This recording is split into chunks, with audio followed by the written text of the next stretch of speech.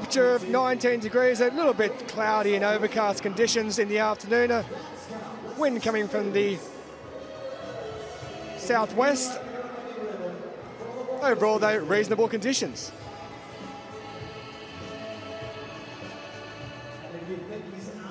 There is Wisby the Bee, official Para-Athletics World Championships mascot, getting the crowd going beforehand.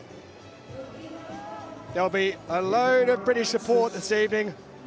A lady you may well have heard of, Hannah Cockcroft, will be competing again in the women's T34 class.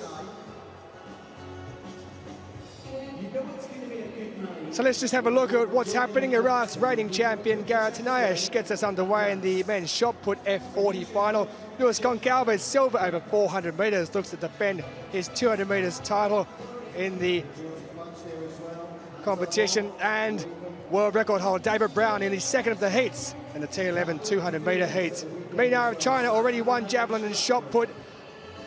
She goes for gold. Treble in the discus.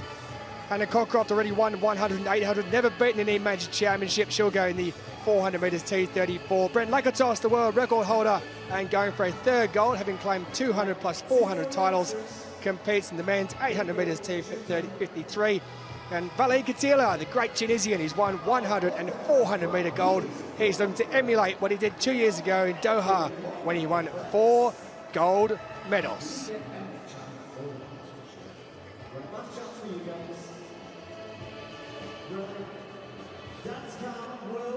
So plenty of field events taking place in this evening session. The first of those which will get us underway will be the men's shot put F40 competition. Let's just have a little look through, shall we?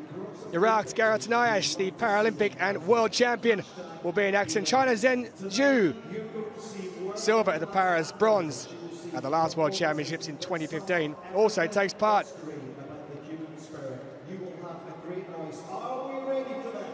Men's shot put F55. This is for muscle impairments or range of movement difficulties. Bulgaria's Rushdie, defending champion and Paralympic champion. He's the world record and championship record holder.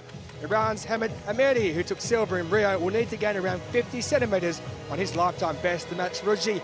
Milos Zaric, who was supposed to be competing, is a non-starter.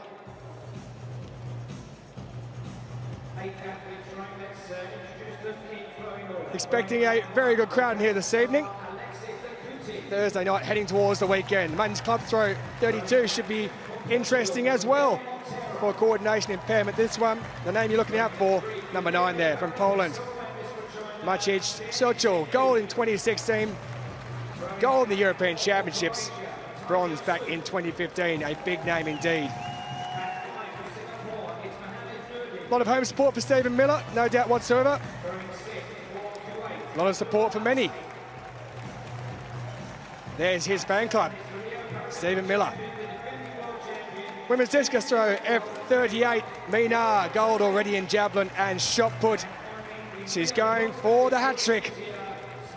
Noelle Lenihan of Ireland, the world record and championship record holder in the F38 category.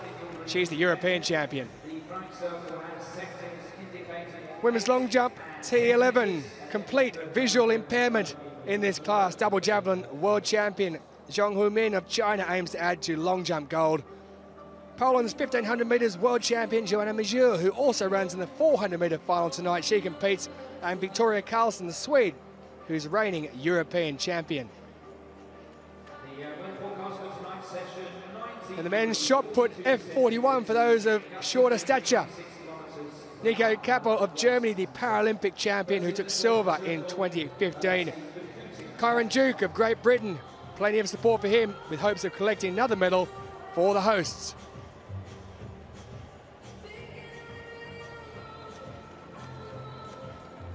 So I'm Tulson Tollett. Will Downing joins me, and we'll be hearing in a little while from Chad Peris, who's joining us tonight, the Australian bronze 100 metres in the T13 class and 4th in the 200 metres. But let's head to the men's shot put F40 and Will Downing. And a start for Alexei Latukin of Kazakhstan, the former powerlifter, just like Kyron Duke. He's finished 6th in the shot put and 11th in the discus in Doha 2 years ago at the last World Championships. F40, athletes of shorter stature, because there's F41 as well, where the athletes are a little bit taller than that.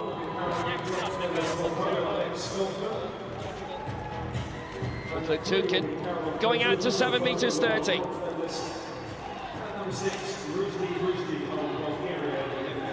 Montero, best international result, 5th in the shot at the Paralympic Games. He was Portugal's youngest entrant at the entire Paralympics in Rio. He was 15 years old there, and he's only 16 now.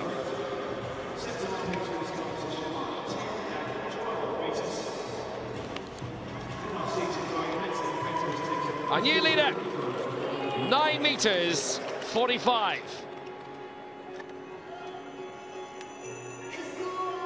So next up for China, Chen Zhenyu, silver medalist in this in Rio and bronze at the last Worlds in Doha.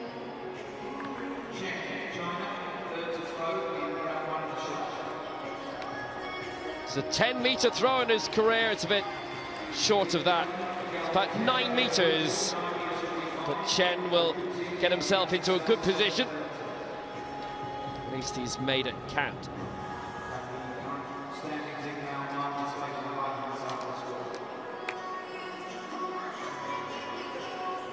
Nine meters 01, and he goes into the silver medal position.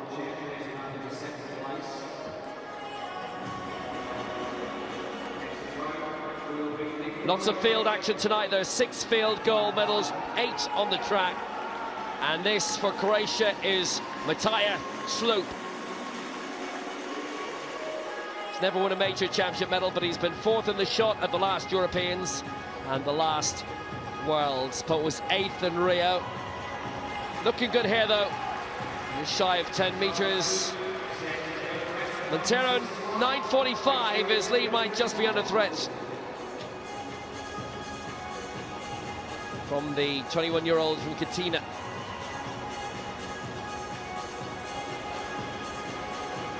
Nine meters 38, and he's in second place by 7 centimeters.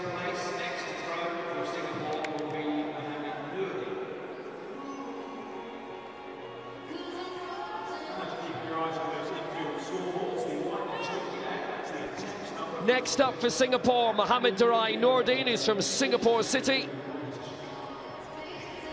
He's never finished any higher than 8th in a major championship final. That was in the javelin here in London.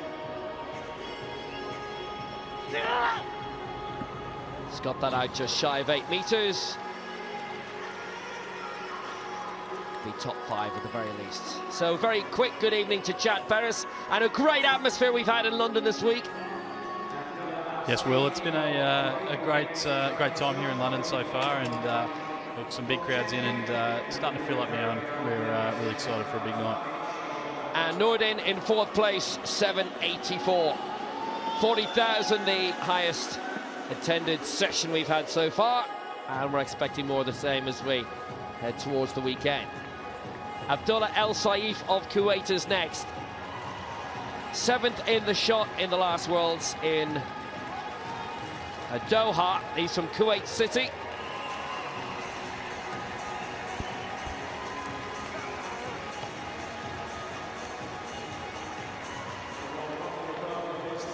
It's on the board at least, but it's actually he's walked out to take the red flag because he wasn't happy with it at all.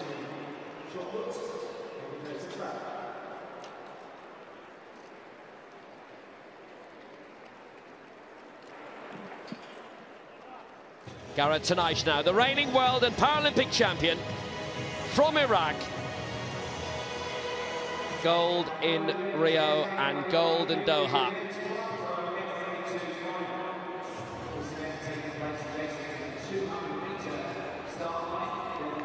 The championship record holder, and he's come close to that championship record of 10.66.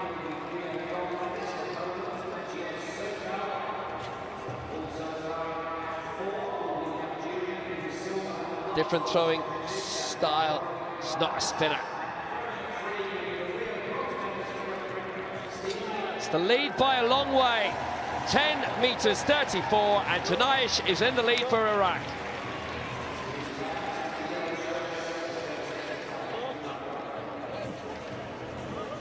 So just one more to go in this opening round for Tunisia, and it's the bronze medalist in the shot in Rio, Smali Bouabid.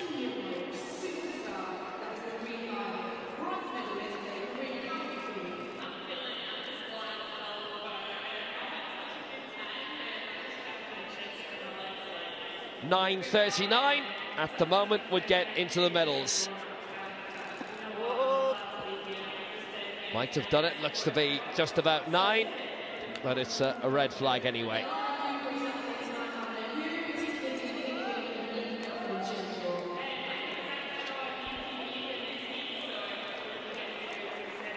Another very busy night in London with a couple of shot puts taking place simultaneously. There's an F55 as well, which is one of the stronger seated categories. Nuran wins on push-ups anyway, but Bouabid, no mark at the moment.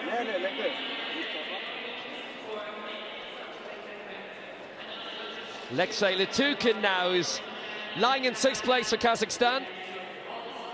7 meters 30 in the opening round. It's half a meter off his lifetime best.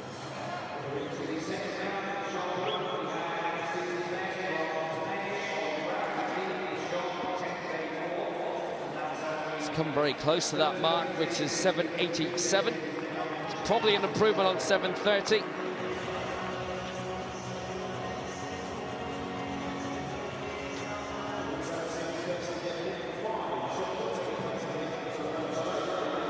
Slight improvement, but he stays 6th, 7 meters 54.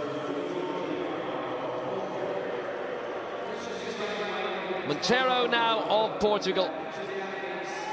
6th in the European shot in Grosseto last year, and that same stadium hosting the European Junior Athletics Championships. At the moment, it was day 1 today. It still is day 1. The evening session will be getting underway there around about now.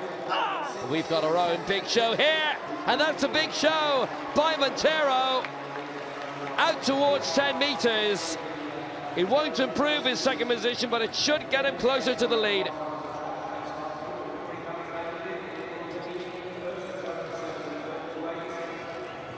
It's a lifetime best, 9 meters 68 for Monteiro in second.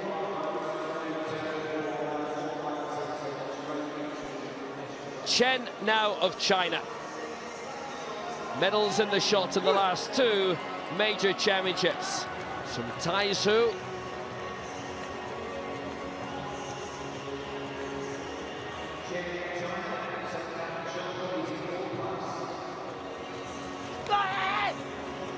Solid throw by Chen. It's out towards 10 meters again. It's surely an improvement on 9:01.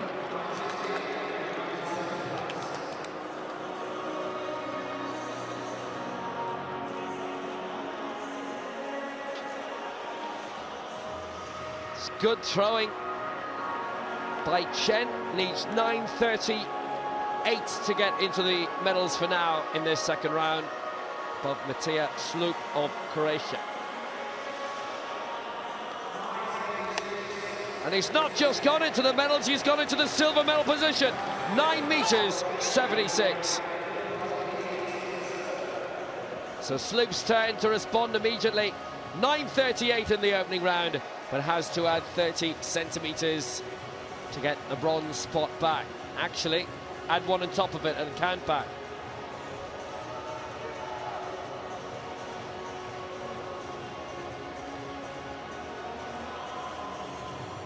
So Slup going again. 9:38 in round 1. And that looks a slight improvement. Might have edged his way back into the medals.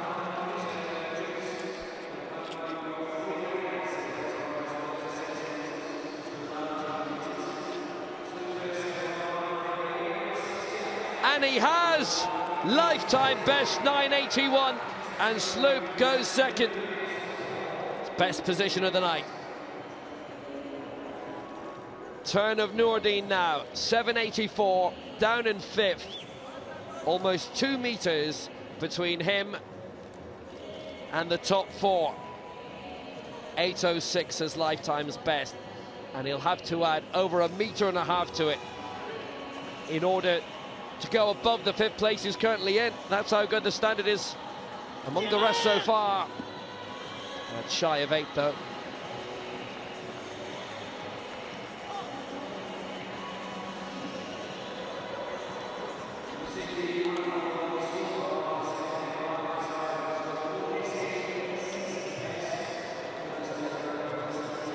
Won't be an improvement for Nordin. He'll stay in 5th place. It's 7 meters 21, and advice from the coaching team needed. So next up to try and get on the board in the 1st place is Abdullah El Saif of Kuwait. No throw in the opening round. Lifetime's best would get him into 7th. Anything better than 7:54 and he'd be 6th.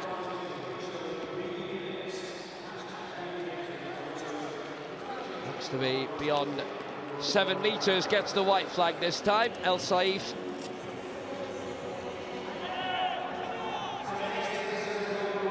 Had to be careful that left leg didn't land outside the throwing circle.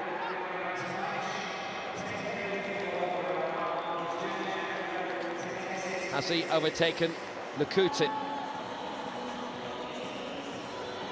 He hasn't.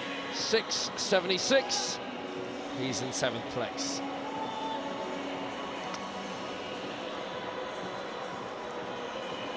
So Gareth Tanayish, the leader, with that season's best, 10 meters 34.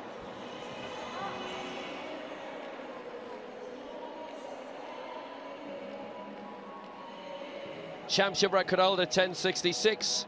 Dmitry Dushkin of Russia set the world record of the Europeans of Grosseto last year. That's beyond 10. It's another terrific effort from the Iraqi thrower, and Gareth Tanayish might have just extended his lead. It was 10.34 in the opening round, and that's around the same mark. It's a bit further. 10 meters 49. Another season's best for Gareth Tanayish.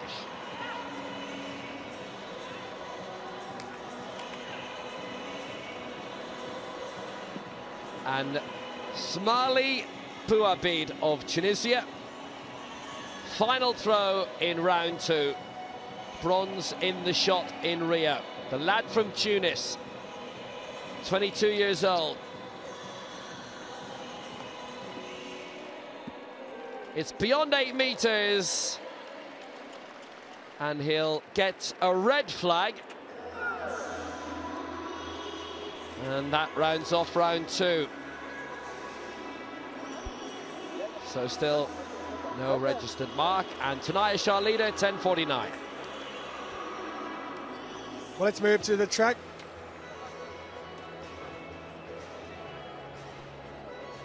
The men's 200 metres T12, the first of 3 semi-finals for the medium visual impairment. 3 semi-finals, in case you're wondering if my maths is wrong. No, it's not.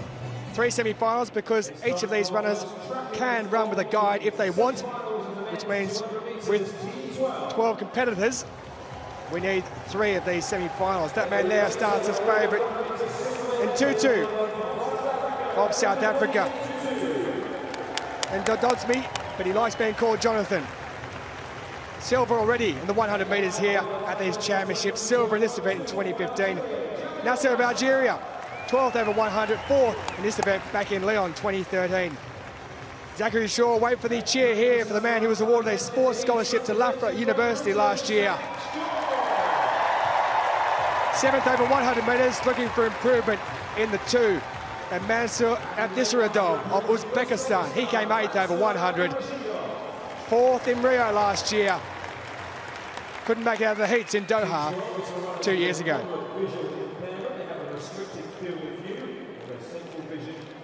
So just the winner who automatically qualifies, and then the fastest loser from the 3 semi-finals will go through. That man on the outside there in lane 7. His idol is the great South African cricketer, Jacques Kallis.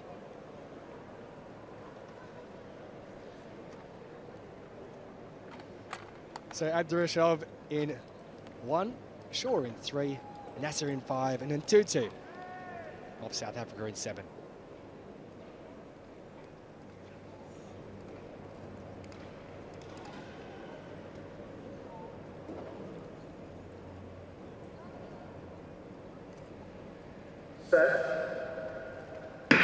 So the first of the men's 200 metres T12 semi-finals is underway, and Tutu gets away quick, but Nasser of Algeria also gets away very fast in lane 5, and no way they go into the last 100 metres. It's Nasser of Algeria, but here comes Zachary Shaw of Great Britain on the inside. It's only the first who automatically qualifies. It's going to be the Algerian who goes through. Jamil Nasser goes across the line, 22.75. Zachary Shaw of Great Britain takes 7. And Tutu of South Africa comes through in 3rd place. So that man there, Jamil Nasser of Algeria, 22.74. It's been rounded down to for the Algerian. And Chad Paris, a decent run from Zachary Shaw, the British athlete, but the Algerian Jamil Nasser just good enough to hold on there, ran a very good start. His first 50 metres, it was extremely quick out of the blocks. Yeah, absolutely, Telson. If you have a look here, they're just coming around the bend, and Nasser, they sort of exited the bend all pretty even, and Nasser just held his speed a lot better than the other two boys. And I thought Ntutu was going to come through the finish, but Shaw held him off for second, so he'll have to wait for the next round and wait to the other heats are finished off to be able to see whether they make it through to the final. Ntutu silver in the 100 metres there. What makes the 100 and 200 so different? Coming around the bend, I think it's a difficult thing for these guys. Obviously, the T12 visual impairment, it's a little bit more of a distorting thing for them. But these guys are all professional runners. I know Zach and Johnny both very well, and they're both pretty excited to get to this event tonight after the hundreds earlier on in the championships. Well, Nasser takes first place. Takes him automatically through to the men's 200 metres T12 final. Zachary Shaw have to hope he gets through as a fastest loser. And Tutu's out, and Abdurashov of Uzbekistan finishes 4th.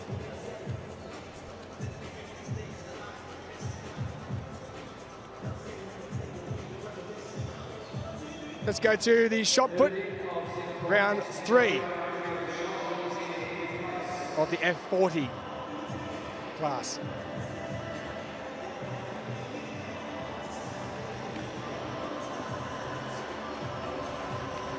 So at the present in this competition, it's Tanayash who leads quite handsomely. Nordine in 5th position, 7.84, his best so far. Needs improvement, needs a lot of improvement if he's to get into the medal places. Doesn't improve on his first throw, so he remains in 5th place, and the Singaporean. Al Saif really rattling through these throws. He's in 7th position. 6.76 after a foul in his first throw. 3rd attempt for the man from Kuwait, Abdullah Al Saif. That more than likely won't be improving too much or putting him anywhere up near a medal position. He gets the white flag.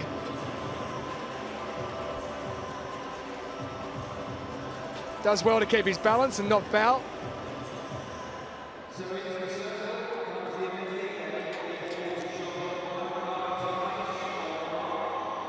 .641, he's 7th.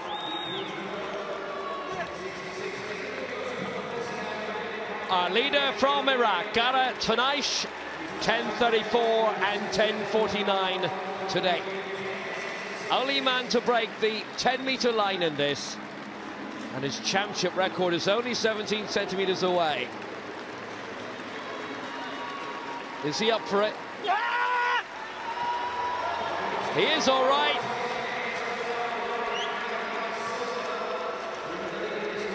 Don't think that's quite matching his championship record from Doha.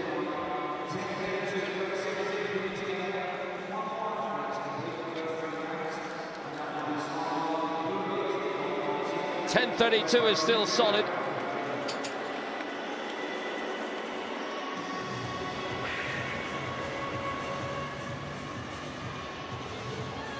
So Bouabid will come next for Tunisia. Now he's at 2 no throws so far. There've been a few technique quirks. I think he's actually stepped out of the ring too quickly both times, because the throws seemed okay to me. That one doesn't. He's going to walk straight out. Red flag. Oh, white flag. Well, it's definitely not beyond 8, and he got the trajectory absolutely wrong there, I'm afraid. So Bouabid at the end of round 3, that's around 6 meters or 650. 951's his lifetime best, which would be pushing for the medals. There's 592 and he's an 8.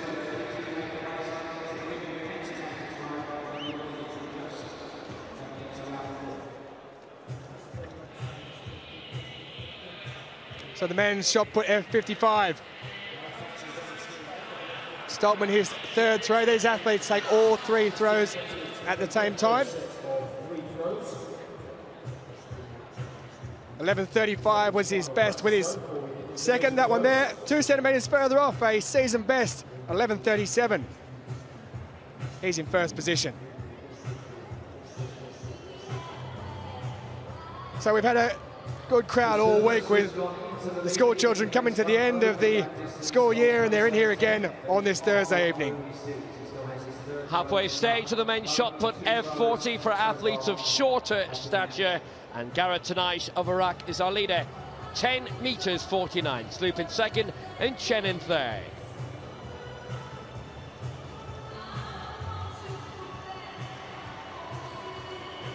Put a lot of hard work already in tonight. Deserves a rest.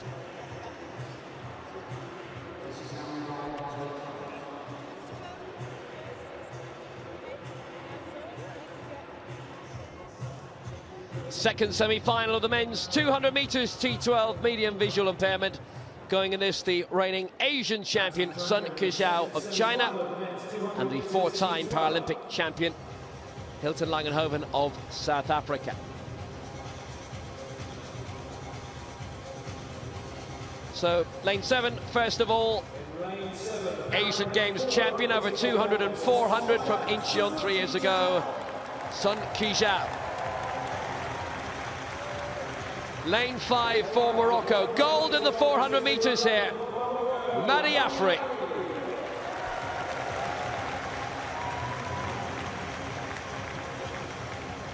Yet to medal here in London this week, but gold in the 200 meters in Beijing 2008.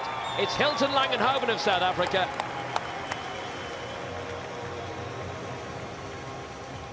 And in lane 1 for Turkey, bronze in the 400 meters in Rio, it's Hakan Sira. So thoughts ahead of this, Chad Perez? Yeah, well, I think we've got to have a look at Sun on the outside. It could be pretty good, but Langenhoven had a good run in the heats to get through, and it's going to be close between those two, I think. Matthias Mahowski is the world record holder.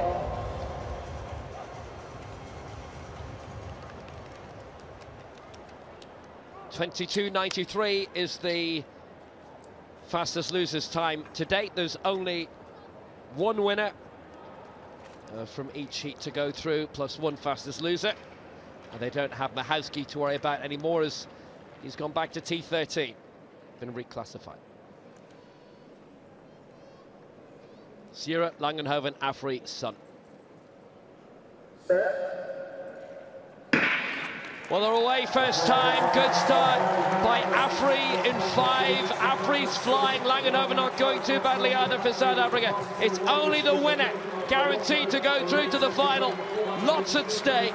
Afri marginally out in front and increasing his lead, and Langenhoven back in 2nd place. Sun 3rd, but Afri's going to take it. 22.17. Good time for the Moroccan. Ahead of Langenhoven. Sun and Hakan Sira have been eliminated, but Afri past the midway point, got into his stride well. Lifetime best as well, 22.17.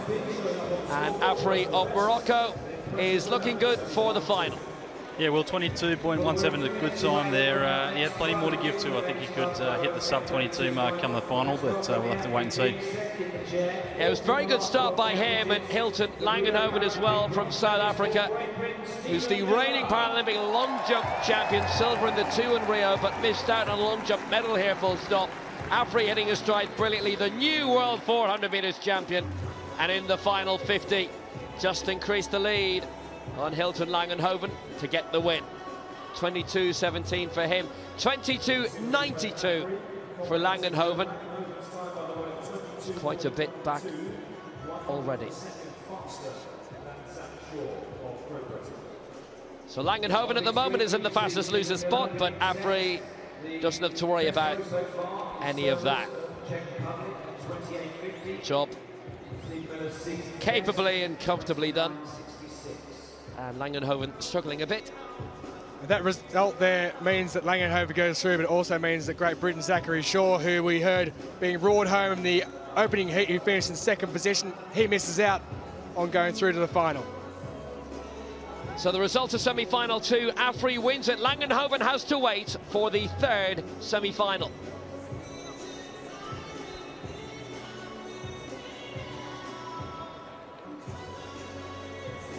So back we go to the men's shot put F40 competition.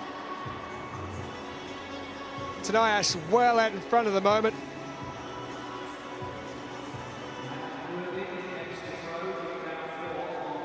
Nuruddin of Singapore, the best of 784, his fourth attempt, he's in fifth position. A load of work to do if he's to get anywhere further up. It won't be happening. Chen of China in third position at the moment. 976, a season best for Chen in third.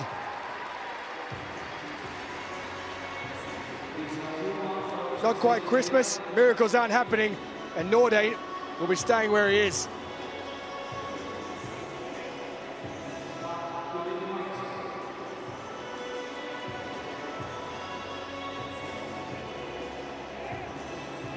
Lee McCarthy, who's an F41 thrower, is with us in the commentary box tomorrow night, as tonight's colleague Chad Perris is doing some television work, extra television work, in vision this time.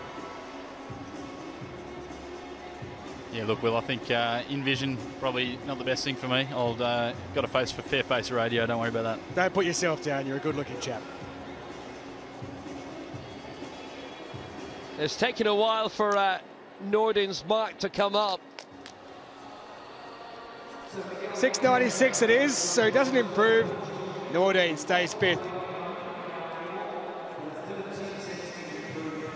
Monteiro of Portugal. Now, 968 with his second throw, a new lifetime best. 967 with his third.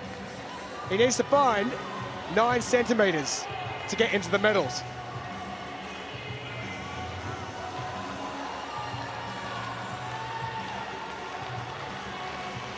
He's broken his lifetime best coming into this. Well, that's up there.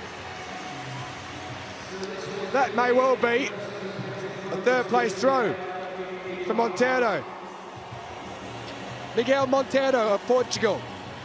963 is best coming into this. 968, he's beat that by 5 centimetres.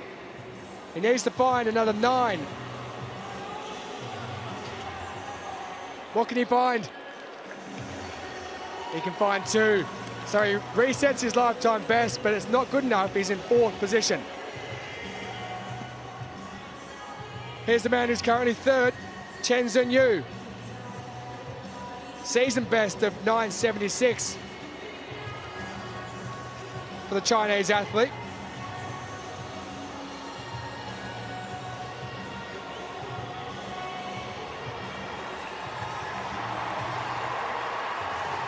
Needs to find 6 centimetres to get up into silver.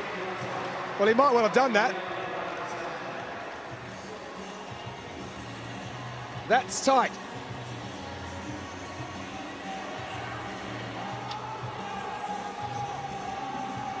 Right foot almost flicked over, making it a foul.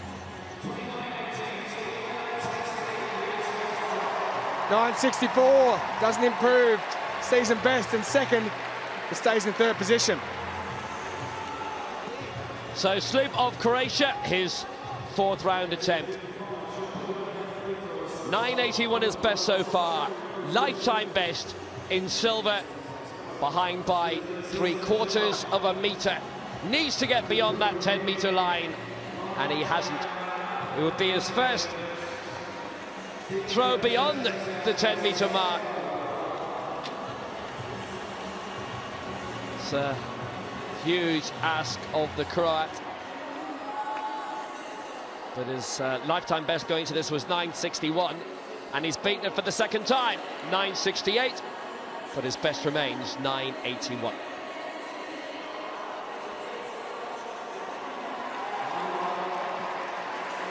Here's our leader, Garat Tanaish of Iraq.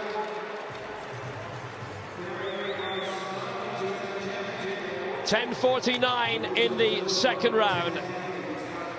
The only man to go past 10 metres in this competition, and he's done it with each of his 3 throws so far.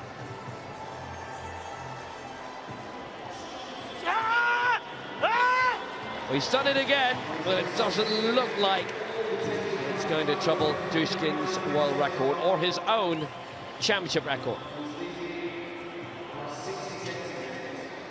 But the throwing has been fantastically consistent all the way. It's actually his shortest of the night, but on its own would still be worthy of the gold. 10 metres, 23.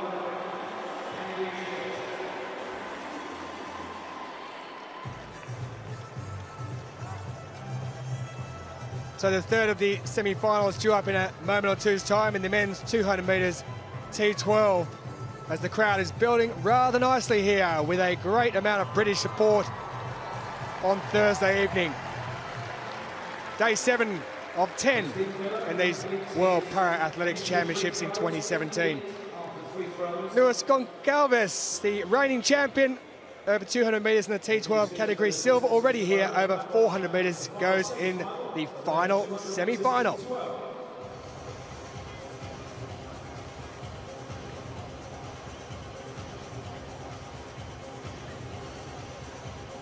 Well, the Portuguese, he speaks Hindi, his natural Portuguese, and Spanish.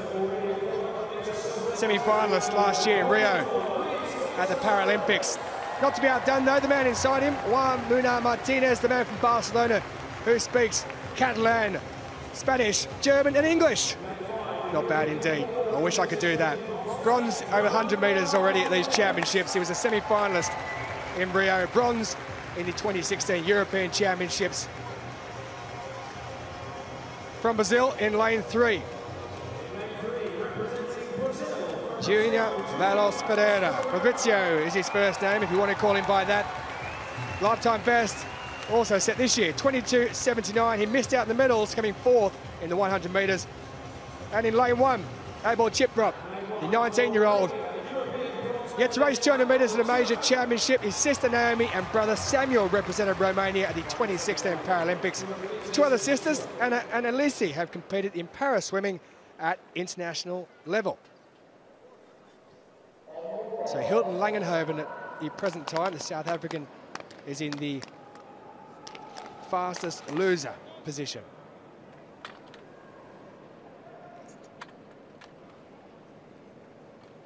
.22.92 is the time to beat for those who miss out on first place in this third of 3 semi-finals in the men's 200 metres T12 category. Chirap in 1, Junior Bales Ferreira in 3, Muna Martinez in 5, Goncalves in 7. And away they get at the first time of asking, and getting away very quickly indeed was Muna Martinez. He's already caught up with Luis Goncalves. It is the first who automatically goes through. Goncalves is the reigning champion in this event. He might be in a bit of trouble. He is. Juan Munar Martinez. Here comes Goncalves, who's coming back at him, but it's Munar Martinez who's going to hold on and go across the line in first place. Look at the time, 22.27. He wins it there. It'll be interesting to see the time of Luis Goncalves if it is good enough to get him through. 22.92 is the cut-off point. decent enough run there, Chad Paris, by Juan Muna Martinez. Yeah, Muno Martinez came off the bend really nicely there, and the 400 runner, Goncalves, was looking to come home strong in the finish, but Muno Martinez just had too much on him to finish there. Well, I can tell you that Luis Goncalves has gone through as the fastest loser. Didn't get away very quickly out of the blocks, but that man in lane 5 certainly did. Juan Muna Martinez took bronze over 100 metres at these championships. He's looking to improve in the 200 metres T12 category. Bronze also at the European Championships last year. Couldn't get out of the semi-finals in Rio. He looks smooth, he looks fluid. He looks like he's on the top of his game. Does the man from Barcelona. Yeah, came home quite strong there, eased off again on the line as some athletes look to do in these semi-finals. So it'll be an interesting final with Goncalves. I think he'll be looking to finish off strong in that one too. Well, we would have thought if it was only 2 that goes through that he may have been saving himself a bit. In the end, he had to put in some hard yards at the end, did Luis Goncalves, to get through in the hope of defending that title in the final. He does it. He gets through, but only just. So a new lifetime best of 22.26 for Juan Muna Martinez. And Luis Goncalves, despite finishing second, goes through in a season best time, 22.47 as the qualifier. Confirmation then, Marty Afri with the quickest time of 22.17. Goncalves coming through in third position with his time of 22.47 in the end. And Jamil Nasser and Juan Manu Martinez also going through to the final. Boabid, round 5 of the men's F40 shot put. So difficult to dislodge tonight. Really, it's all about jostling to get into silver and bronze now. Now, Boabid started very badly. 2 no throws, then a 5.92, third place, and currently outside the medals.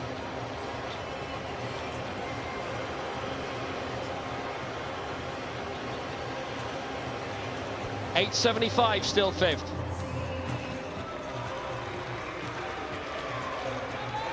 So Montero still in round 5, and that's a brilliant effort. He's lying in 4th place at the moment, very, very close to the medals, but he might have just got into the top 3 there. 9.69. His best up to this, also a 9.68, a 9.67. But 9 meters 80, a lifetime best. And Montero is in the bronze medal position. Chen of China suddenly knocked down. 9.76 in the second round.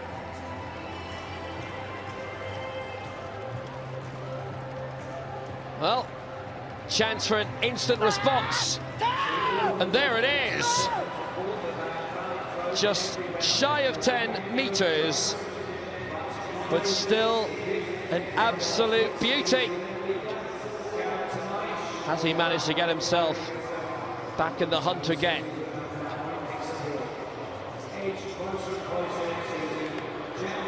He has to.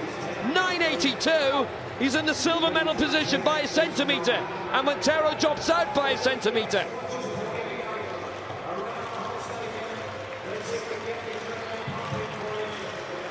So right now, Matthias Slupa, Croatia, is a centimetre behind Chen in second, and a centimetre ahead of Montero in 4th. 9.80 won that lifetime best. And that won't be an improvement. That's around 9.5 meters.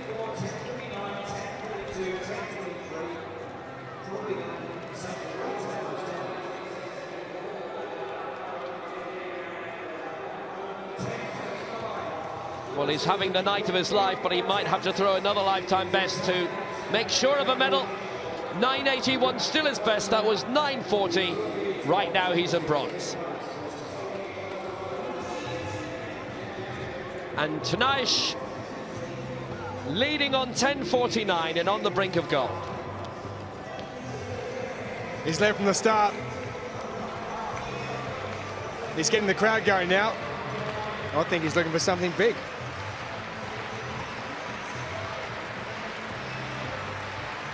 His 5th attempt.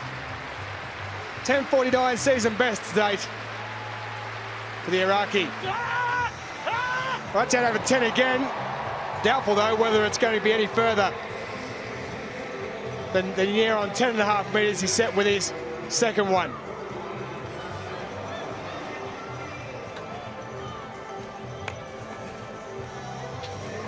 He smashed the season best earlier.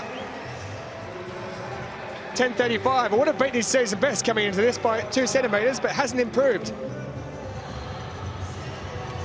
32 shot put. 3rd attempt.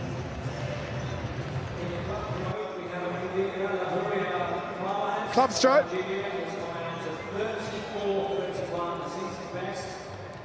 All 3 taken at the same time. Service there, 28.50. He's in 3rd position. It improves on his first 2 efforts. Stephen Miller, the British athlete, his 2nd attempt. Up around the 30-metre mark.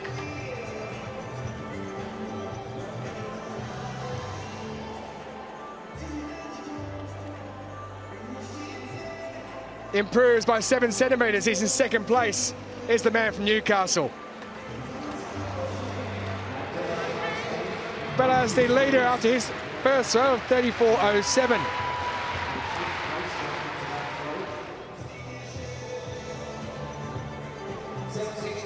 His longest in the competition, but he remains in 8th place. Next is the athlete 7. 34.31, a new season best for the Algerian. He's first.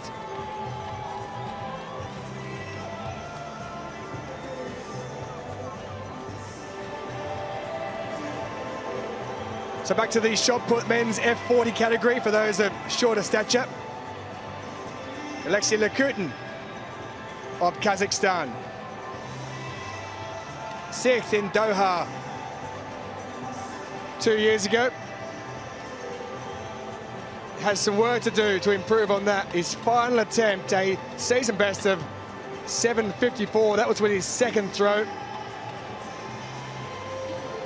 He's going to finish out of the medals. That isn't up to the 8-metre mark. He would have required something special. White flag given, thumbs up given.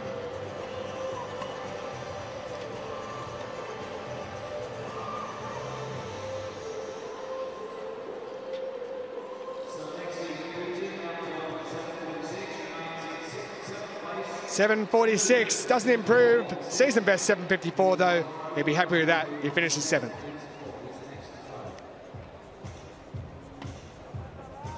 So into the men's 200 metres T11, total visual impairment. Daniel Silva was due to go in this. The reigning world champion over 400 metres going into these championships. You remember he was one of those who came a cropper before the line in the 400 metres final. Well, he's not in this anymore. So lane 7 for Argentina, based in Buenos Aires. Silver in the 4x1 of the Para-Pan Ams in Toronto 2 years ago. Rado Creto. His guide is Bruno Zanarchi. Lane 5, which was due to be Daniel Silva, is now empty after the massive drama involving him in the 400 final. Lane 3 for Turkey. Silver in the 200 metres of last year's European Grosseto, Mehmet Tunk, and his guide Bugra Han Kocha-Beoglu. And the reigning European champion over 200 metres from France is in lane 1, and he too falling asunder on the line of the 400 final. Timothée Adolphe of France and his guide Yannick Fonsat. Silva started stumbling, and then Adolphe also got caught out. If Silva had stayed up, Adolphe probably would have as well. Just a winner to go through across the 3 heats and 1 sole fastest loser. So it's the European champion, Adolphe in 1, Mehmet Chunk in 3, and Gerardo Creton Salas in 7. Total visual impairment, so all down to the guide here, Chad. Yeah, the guide puts them around the bend nicely here, Will. They train together 100% of the time, so we'll see how the training pays off here.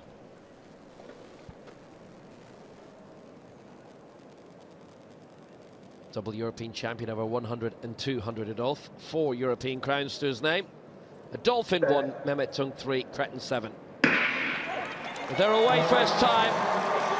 And a real struggle between Mehmet Chunk at first and his guide, but he's beginning to get a bit of a rhythm going. Now it's Timothy Adolf on the inside. Creton Salas going very well on the outside in 7 for Argentina. But here comes Timothy Adolf now for France on the inside. Stride for stride alongside Guide Fonsatte. He'll win 23.17 with Creton Salas in 2nd place and Mehmet Chunk in 3rd. 23.17, capable enough, not the fastest, but it's the heat, so it doesn't need to be as long as you win. Rounded down by 100th. Mehmet Chunk didn't look very comfortable really early on in the middle lanes.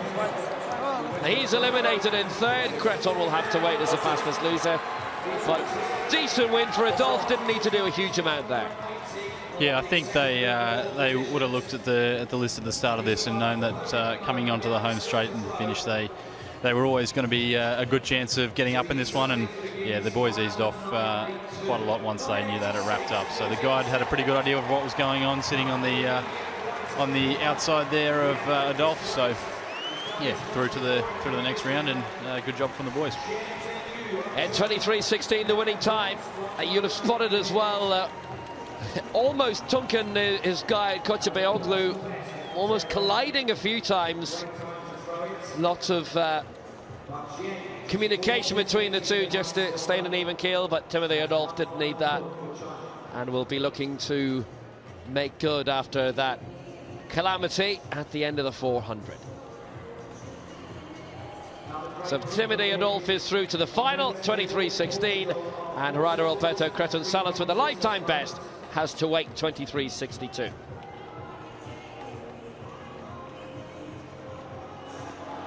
Men's shot put F40. Miguel Montero, he's in 4th position. His final attempt to get into the medals. Already a lifetime best. Well, that may have beaten his lifetime best. His 9.80 is his lifetime best at present.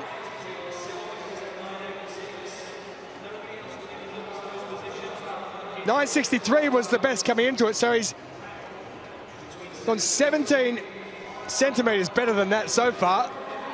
I like that. He may have even gone further. He likes it as well. Why wouldn't he? He's up into the silver medal position.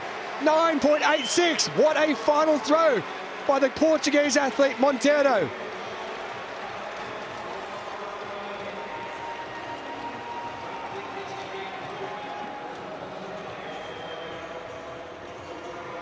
So Chen, who's been usurped by 4 centimetres. He now needs to find 5 centimetres if he's to go back into 2nd place. Well, I tell you, that's close. It is close.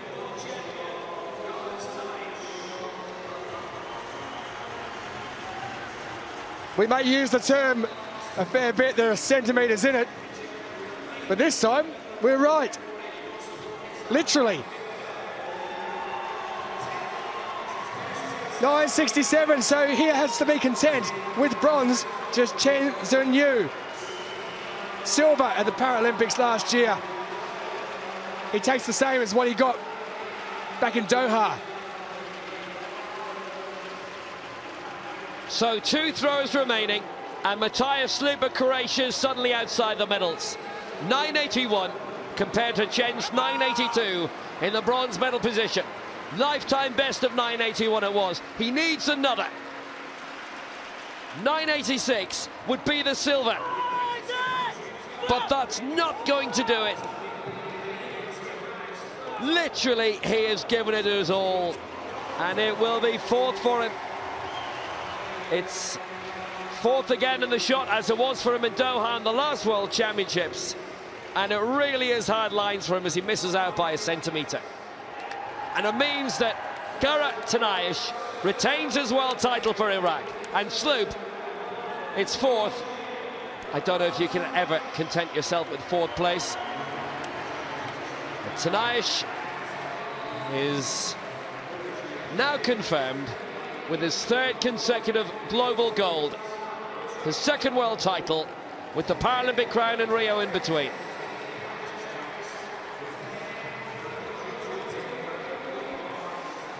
.10.49, that season's best in round 2. All of his 5 throws to date over 10 metres. Every single one of them in isolation would have won him the gold.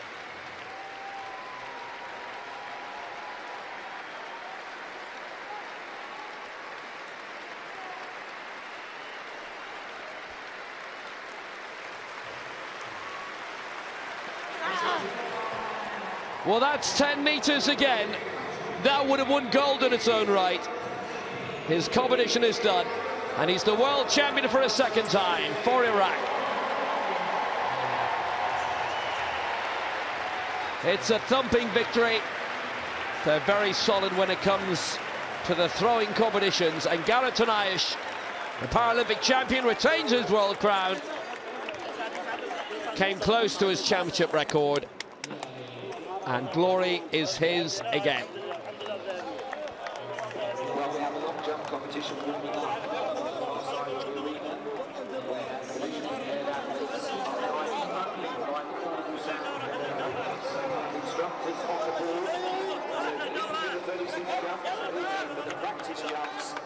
It's quite the competitor. It's quite a pose.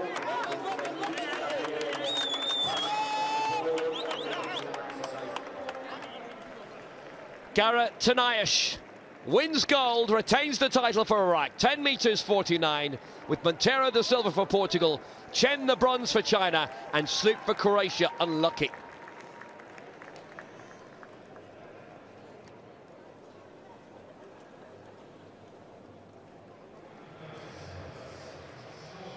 Men's shot put, F55, Karen Kozin in third position.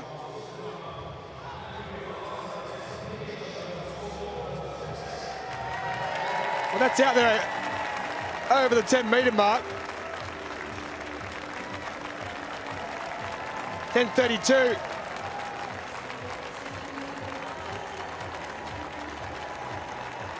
Was his second attempt. That's much further. 10:60 for the man from Poland.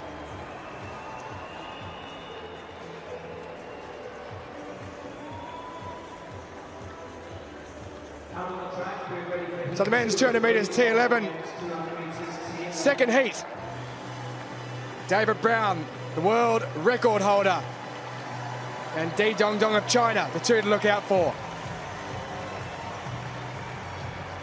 There is Di Dongdong, silver already over 400 metres at these championships, bronze in the 100 metres as well. This is the one to look out for, though. David Brown and his guide, Jerome Avery. Gold already over 100 metres. Team Bravery, they're known as. Been working together for 3 years. Marianne of Mauritius. Lifetime best of 25.74. Jose Camalea of Angola. 8th. Over 100 metres at these championships already. A semi-finalist in this event in Rio last year. Chad Paris, what are you looking out for here? I think David Brown and his guy Jerome Avery, to head around the bend and just come through pretty easily, I think, to take this one out. Di Dongdong on the outside is going to be a fair challenger for second, I think, as well. Well, David Brown and Jerome Avery, you might want to check them out on social media. They make some decent videos, trust me. Yeah, so a very good combination, the two. Love their work. David Brown has got some dance moves. I've seen them. So Camalea of Angola goes in 1. Marianne of Mauritius in 3. David Brown with Jerome Avery in 5. The current world record holder. And Di Dongdong of China will go from 7.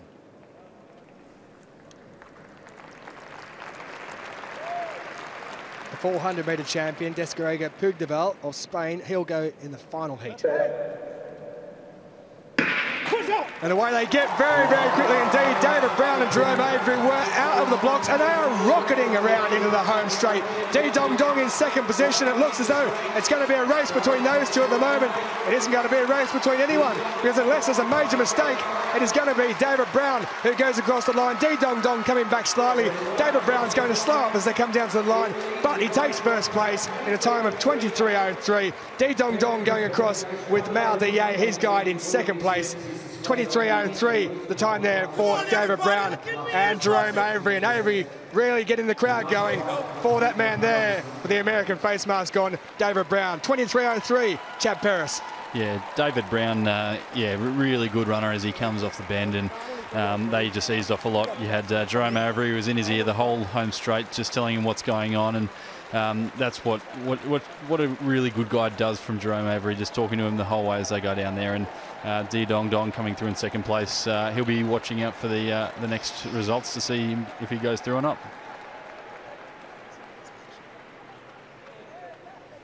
So Di Dong Dong has put himself into the fastest loser position, 23.08. 23.28 his time.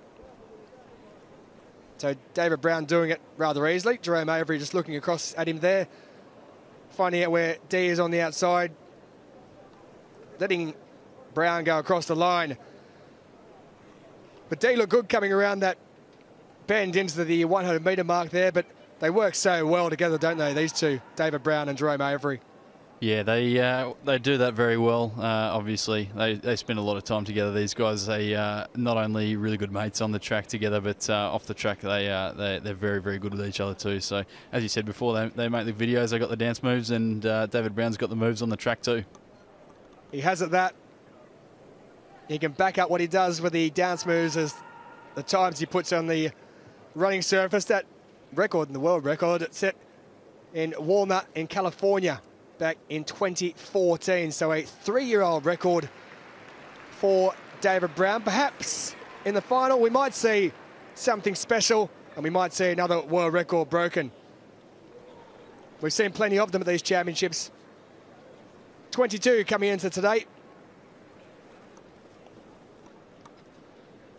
And we know that at the present time, Di Dong Dong sits in the best losing qualifier position of 23.28, but David Brown through 23.03 in first place.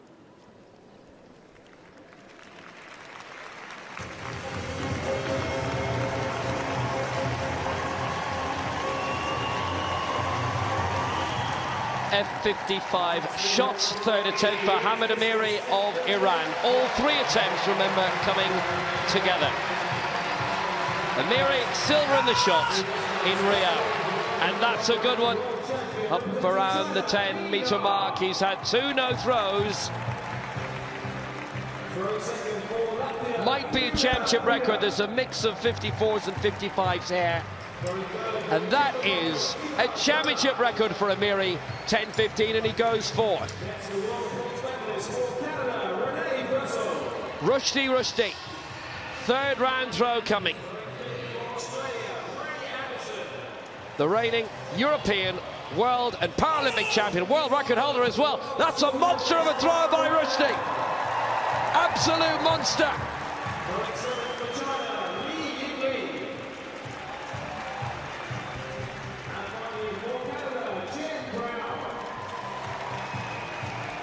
New world record, 12 metres 47.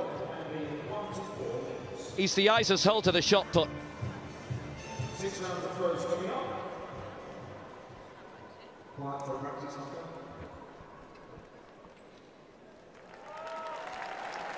The 3 rounds today with the standings in the men's club throw, where it is the 6th athlete sitting in the circle. That is so the women's discus throw, F38. Mina at the top of your list there of China. Gold in Rio last year and the world record holder as well.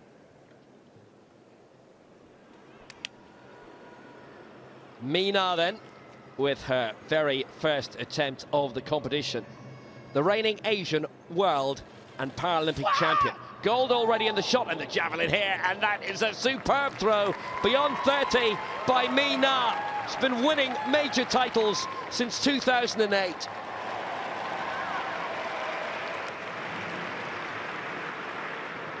She's the world record holder, the championship record holder, and she's ready to put herself in pole position straight away.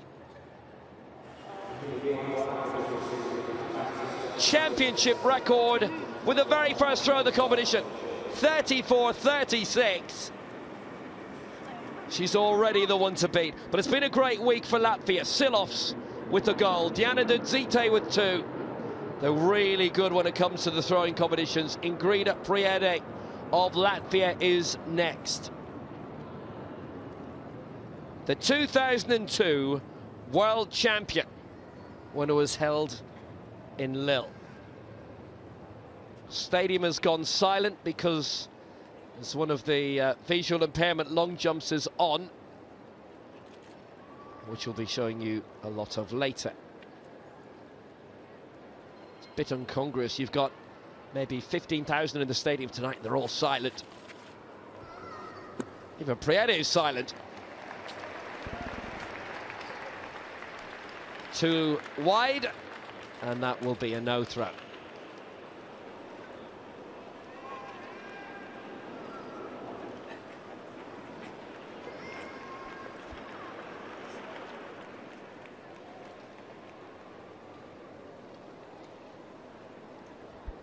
So next up,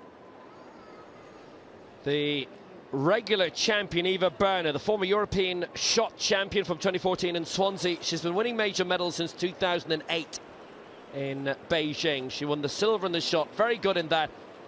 In terms of the discus, she's only ever won one major championship medal. There was the silver in Grosseto last year at the Europeans. F38 is coordination impairment.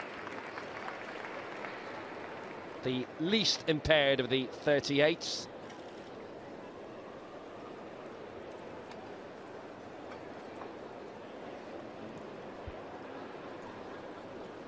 Well, Berner will certainly get into contention with a 25.03. Second place for now.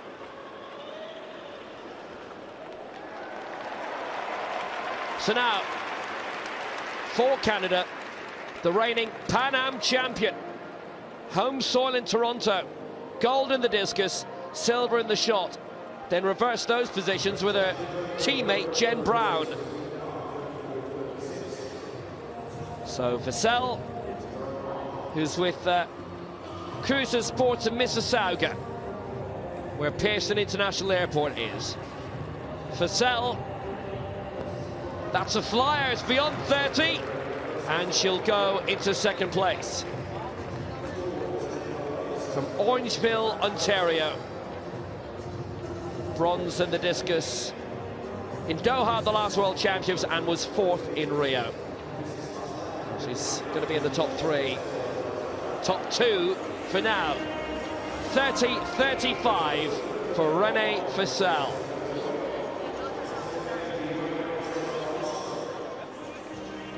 Heat 3 of the men's 200 metres T11. And the reigning Paralympic champion goes in this. And Aeneas Shikonga of Namibia. But the reigning 400 metres world champion is in this as well. That dramatic 400 final. So lane 7 on the outside for China. Fan Zetan, 5th in the 100 and the 400 metres here at London 2017. He's the Chinese champion. First major championship for the Costa Rican in lane 5, Henry Quiros.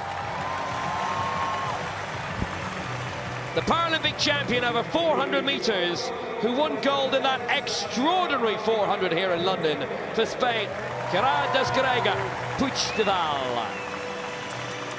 And the reigning Paralympic champion from Namibia over 200 metres, silver in the 100 here, and Aeneas Shikonga and his guide, Evan Taviju, Chad Paris. Yeah, well, it's going to be a close one between the Spaniard in 3 and Chikongo, the Paralympic champion in lane 1 there. So look for the Spaniard to finish strong with that 400 base in him as well.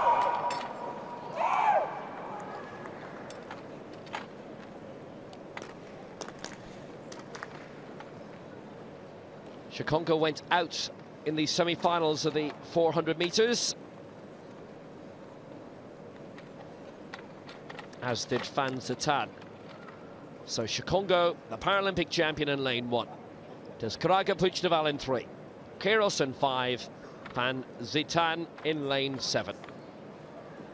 Again, only the winner to automatically go through. 23:28 is the fastest loser's time for Di Dong Dong.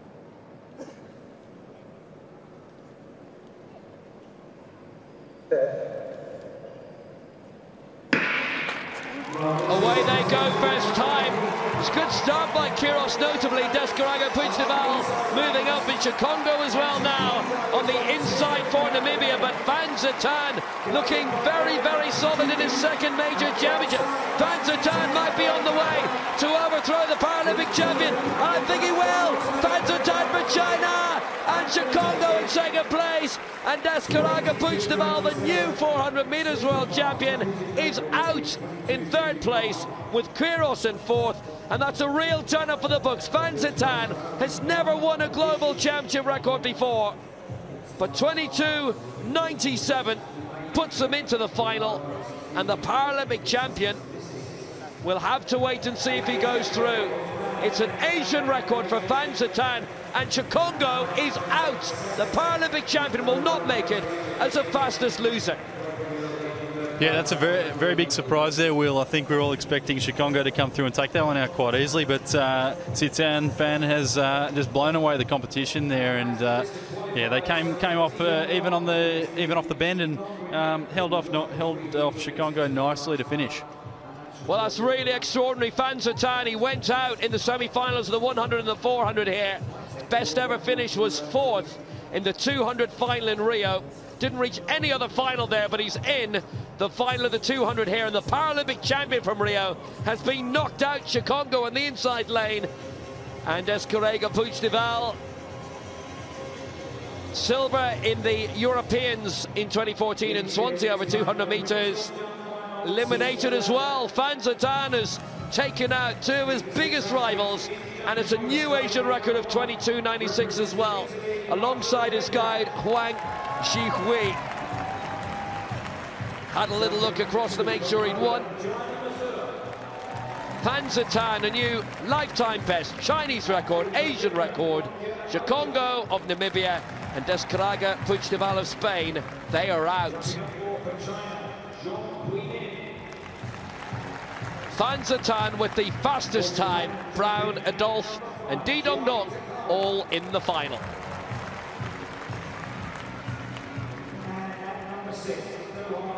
Noelle Lenihan in the women's discus final for Ireland. Her first attempt, and she's the F38 world record holder. The European champion.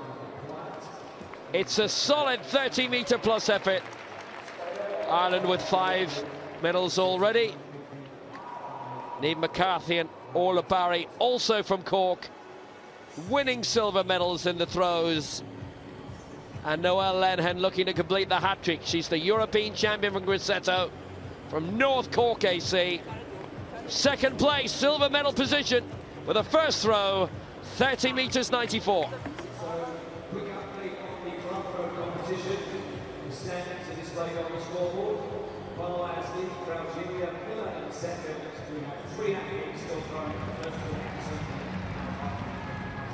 Second round of Minars. And the women's discus throw, F38 for coordination impairment. That is well out there. 34-36 with her opening effort. Broke her own championship record. That looks around the same distance, if not further. Oh, it is 35.08, a new championship record for Minar. in first position. The best percent this year at 4 metres 67. You can see the guide steps out of the way at the last moment. They have an extended short area. The jump is measured electronically. D-Dage with her first attempt in the women's long jump. T11. Now you can hear the guide there. You need complete silence for the T11, so the guide using their voice, whether it be clapping, calling out Chad Paris, they can then guide them towards where they need to jump from. Yeah, absolutely. You see occasionally some mishaps with this event, but look, for me, it's one of the ones that I've got the most respect for, running up and just jumping freely with the guides can do as much as they can, but they jump out of the way, and then it's left just to jump into the sand for the athletes. 4:33 for DJs puts her in first position as we head back to the discus. Renee Daniel Fursil in third position, 30.35. Her best, her season best is 30.56. 31.46 lifetime best. Oh, that's pushing it. That is pushing it.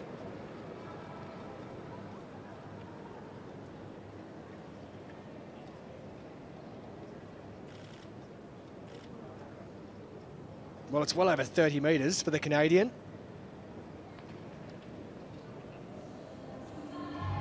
Is it an improvement? It is.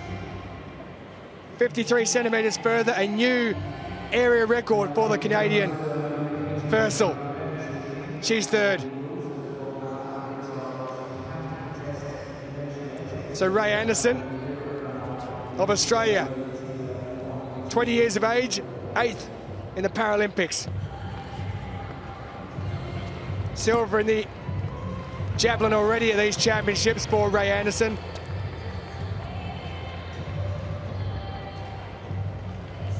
.29.37 her lifetime best. That was set this year as well.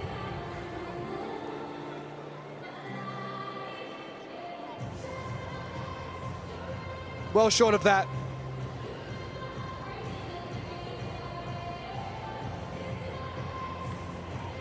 .26.42, her second attempt after the first foul. She's in fifth position.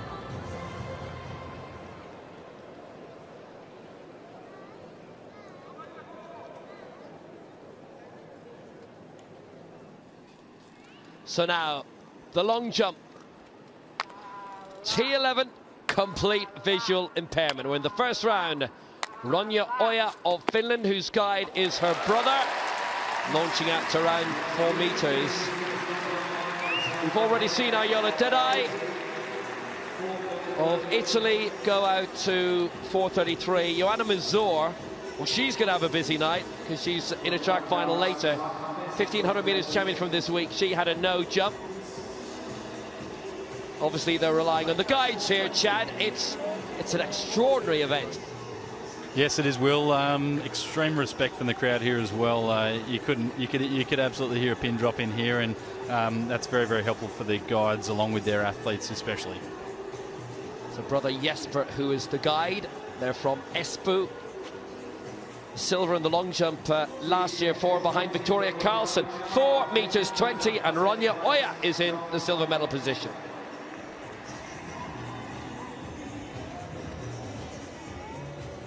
Time now to move to the track. The men's 100 metres T37 final. Charles Dutoit, gold over 200 already, and the world record holder. And the 2015 champion, Andrei Vadovin, is not here due to a blanket ban on Russian para-athletes. Ruben van Rooyen goes from lane 2, 6th over 200 metres, his first major championships for the 23-year-old from Cape Town. Mateusz Opczarek of Poland, his best of 7th at the 2014 European Championships in lane 4. Mateusz Evangelista Cardozo, silver over the 200 metres at these championships, silver in the long jump in Rio last year. Charles Dutoit, gold already over 200, looking for the double, having won gold over the 100 and 400 in Rio last year with a world record in the 100 metres here. Wait for the roar, Rhys Jones of Great Britain, bronze in the 2014 European Championships and also in the Commonwealth Games. Ukraine's Zarobeny, fourth in the long jump in Rio, races out of the Dnipropetrovsk Sports School in Ukraine. Odysseus Moulas of Greece, his first major championship. 24 years of age, lifetime best of 12.62. And Mohammed of Egypt, fourth over 200, just missing out. Fourth over the 100 in 2015, just missing out there. Silver in Rio behind Dutoit. Your thoughts, Chad Paris? Yep, Dutoit is definitely the man to watch, the world record holder. He has that sit at 11.42. He's in some great shape at these championships, and we'll see how the great man goes. There he is, big smile on his face. No pressure on Charles Dutoit. He may come under pressure from the man next to him in lane 6 though. Rhys Jones of Great Britain. The crowd's making an extra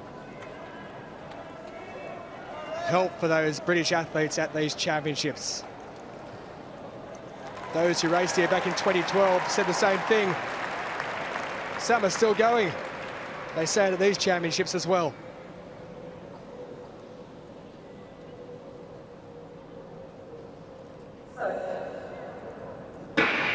And they get away quickly indeed. It wasn't the best of starts there for Charles Dutoit. Inside his shoulder, it's Evangelista Cardozo who's got it in front. Here comes Charles Dutoit, but it's Evangelista Cardozo who's going to take it on the line. It's Brazil takes it first.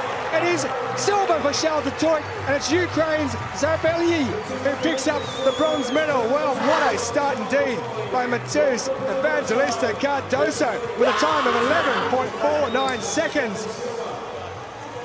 0.02 outside his lifetime best, rounded down to 11.48, so it's only 0.01 outside his lifetime best, but it is a season best for the man from Brazil.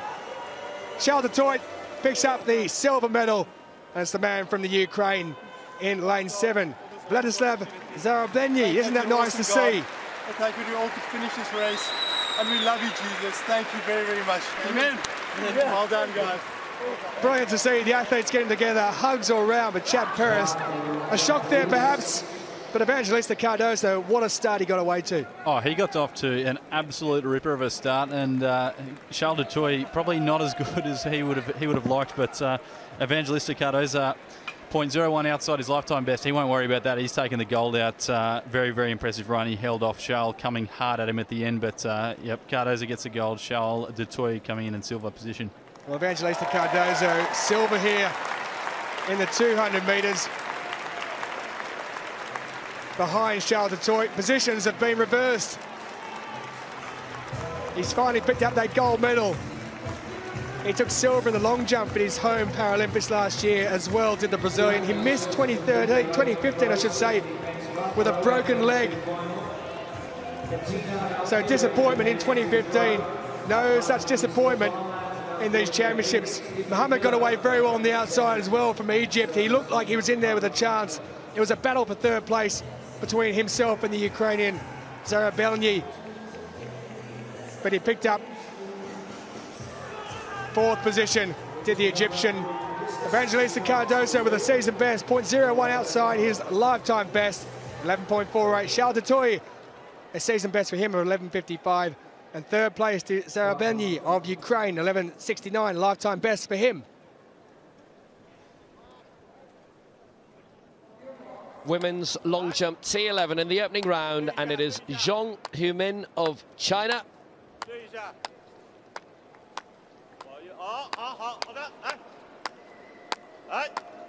The reigning javelin world champion over T11. Won here in London and previously in Doha. And it's from mark to mark, if you like. The furthest indentation on the chalk and the closest one then in the sand. From Jian. Looks as if this will be very, very competitive, but so much reliance on the guides in this competition. Yeah, such a stark contrast in the crowd in here as well. They go from the cheering the boys out there in the T3700 final to dead silence for the T11 long jump. It's quite a scene. Well, Zhong is our leader on 4:43 now. This is Chiaki Takada, silver in the long jump in the Asian Games. And obviously it's different launch points for each attempt. So with the naked eye, not immediately obvious if an attempt is further or not. It's 4 meters solid, certainly. And then obviously we're counting back to where she took off. Silver medal position for Takada, 4:34.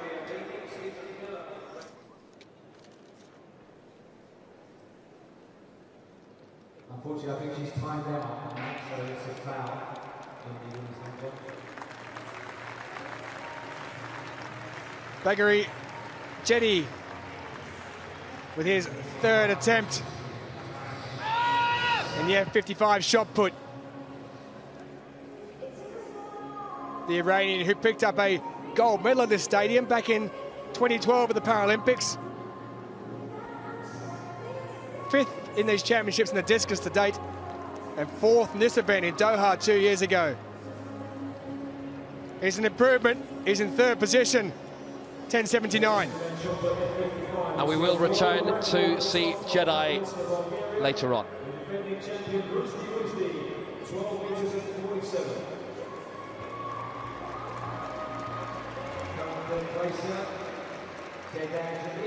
Another cracking night in East London in Stratford. That girl is here as well.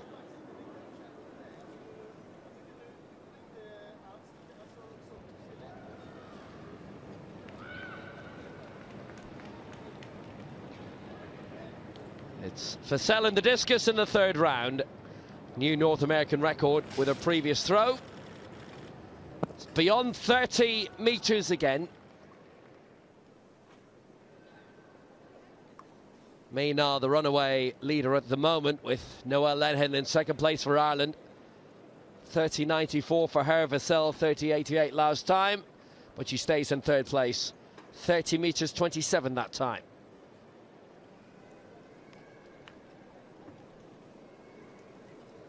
So now the final of the women's 400 meters T34, and that means the legendary Hannah Cockcroft. But everybody else in this race has won major medalists, including the European 800 meters champion in a different category, Carly Tate.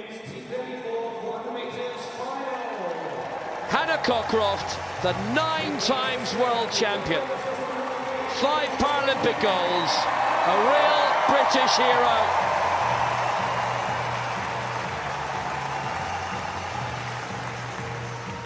Two goals already this week. Lane 6 for the United States. Silver in the 800 meters here. Bronze in the 1, Alexa Halko. Lane 5 for Britain. The only athlete to beat Hannah Cockcroft pretty much this decade. Silver in the 1 here, bronze in the 8, Carrie Denigan.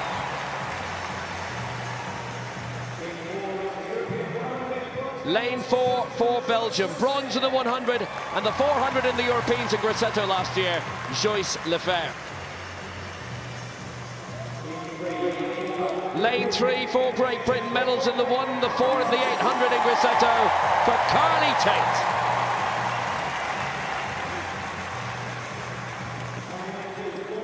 And in lane 2 for Japan, silver in the 1 and the 2 in Christchurch in 2011, Haruka Katara. Tate, the reigning 800 meters European champion. Cockcroft did not compete in Grosseto. Hot favourite, Chad, definitely. Yeah, Cockcroft's the one to look out for on the outside in lane 7 here. But Alexa Halko from the US and Cara Denigan will be looking at her the whole way around here, so have something to pull them around, but Cockcroft's the one to look out here. Katara in 2, Tate 3, Lefebvre 4, Denigan 5, Halko 6, Cockcroft 7. The final of the women's 400 meters T34. just to add to the tension that little bit more. On your mark. Cockcroft in lane 7, aiming for her 15th Global Championship gold.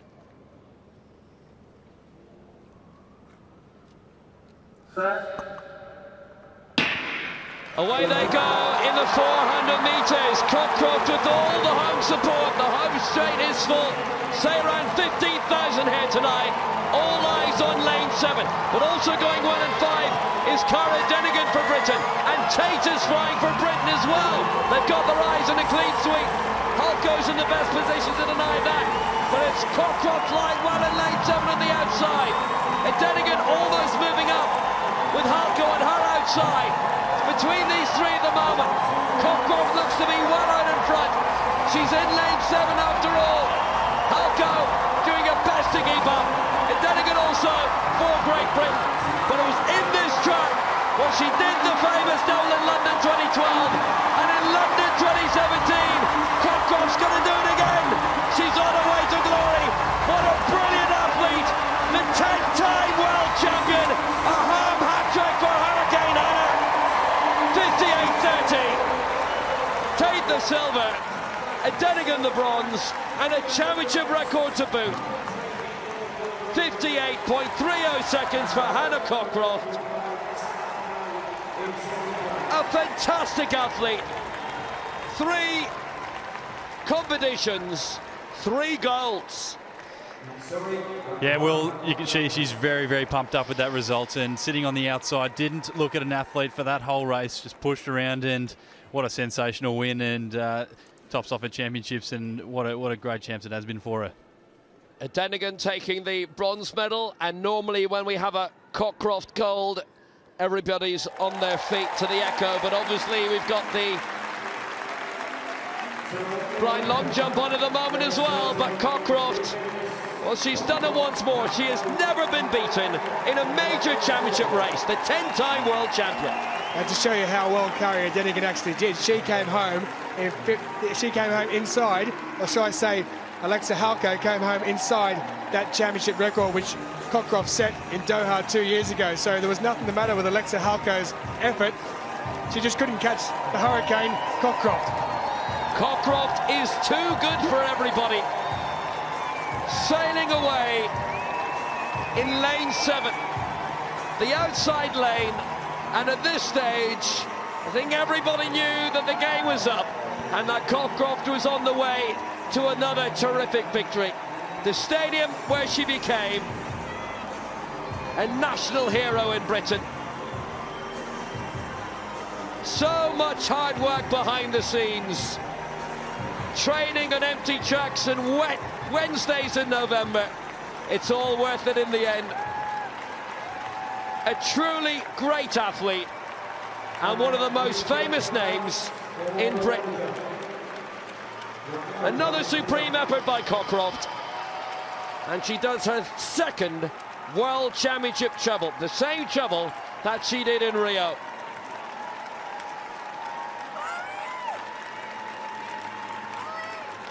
A champion on home soil again for the 3rd time this week. And by that stage, if you're Halko in 2nd and Denigan in 3rd, you know you're not going to win this.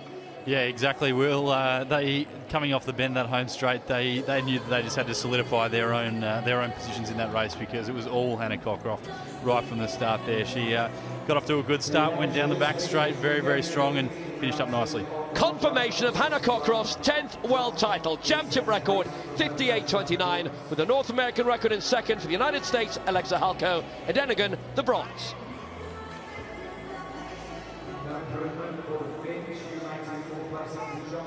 Didai of Italy then, 3rd position, 4:33. This, her 2nd attempt. Well, if you take the position she's actually gone from,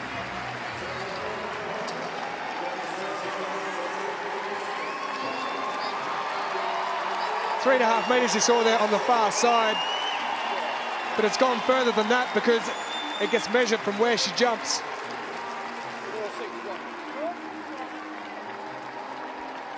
So 4:33, her first in third position.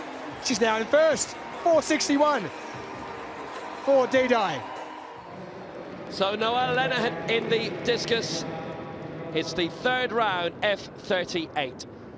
Mina leading on 35.08. Lenihan 30.94 in the opening round. Solid throwing from her throughout. It's again beyond 30. It's a good set of marks for her so far. She's 6 centimetres ahead of herself of Canada, who's in third place. Ray Anderson beginning to make a little bit of a charge herself for Australia. 30.57, Lenihan still second. But here's Ray Anderson now for Australia. Yeah, she's our little ray of sunshine, Ray Anderson. She's going very well in this discus competition, just coming in through nicely. Ray of sunshine, I see what you did there. And 29.04 has her in fourth place at the moment. It's just outside the medals, but that's, I think, going to go down as a no throw. If she stepped out, it wasn't long enough. Her coach wasn't able to make it to Rio, so on Facebook, gave her advice constantly.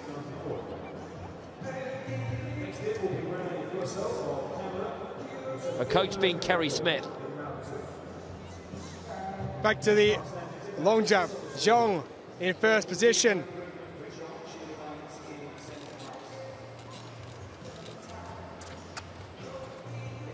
Her second attempt.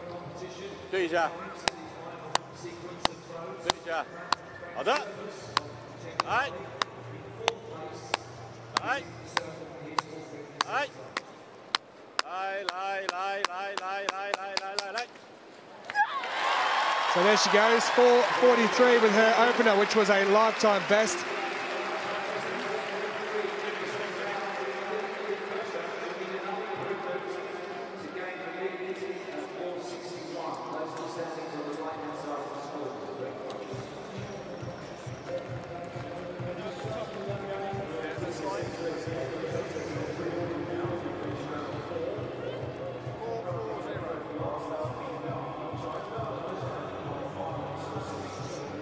There it is, she manages to hold a form there in line, which is very important in this event for obvious reasons.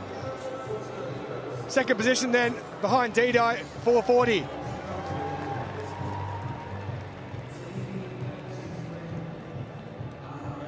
So Natalia Jasinska will not start from Poland in the women's 400 metres T37.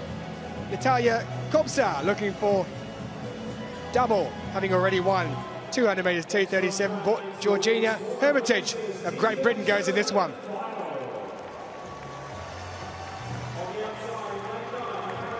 Neda Bahi, fourth over 200 metres, will go from lane 9. She won bronze back in 2016, gold here at this stadium in 2012.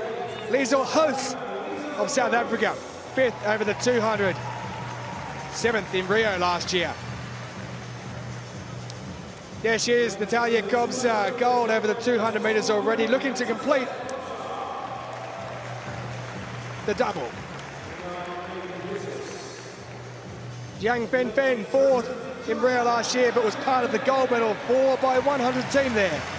She's quick. Rostovets of France, fifth in the T38 race at the 2016 European Championships. Yalene Roberts, we've seen her already, silver in the long jump. Here, she was bronze also over 200 metres, the former wrestler who plans on becoming a coach in that after university. Now wait for this one. In lane 3, Georgina Hermitage, senior debut in 2015, the reigning European, World and Paralympic champion, who also holds the world record and championship records. Hard to see past Hermitage in this one, Chad Paris. Yeah, Georgina Hermitage is going to chase everybody down from the inside here. The opposite to what Cockcroft did earlier out in front. She'll have everyone to look at, and that's a really good thing for her. So Hermitage in 3, Roberts in 4, Oosteritz in 5, Chiang in 6, Kobza in 7, Hoos in 8, and Bahi goes in 9, who won gold here at the London Paralympics in 2012.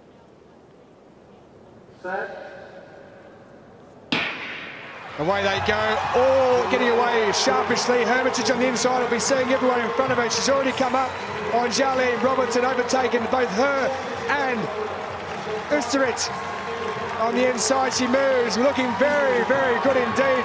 Running way out in front there, it's Nita Bahi who won gold here in 2012. She's probably a couple of metres ahead at the moment, but also back there is Yang Fen of China running well in lane 6 as they come around with Hermitage taking the inside, but out in front it's Nita Bahi of Tunisia who leads. Hermitage coming up on the inside now, she's working her way into first position. Bahi starting to tighten up a bit. Natalia Kobza of Ukraine is also coming through. It's a battle between her and Bahi to take the silver medal. But it's Georgina Hermitage who's going to come through. The question is, what is the time going to be? Hermitage, it's up to 55. The world record's at 1. Championship record of 1:02.01. She's broken the world record. Georgina Hermitage, what a run indeed in this stadium.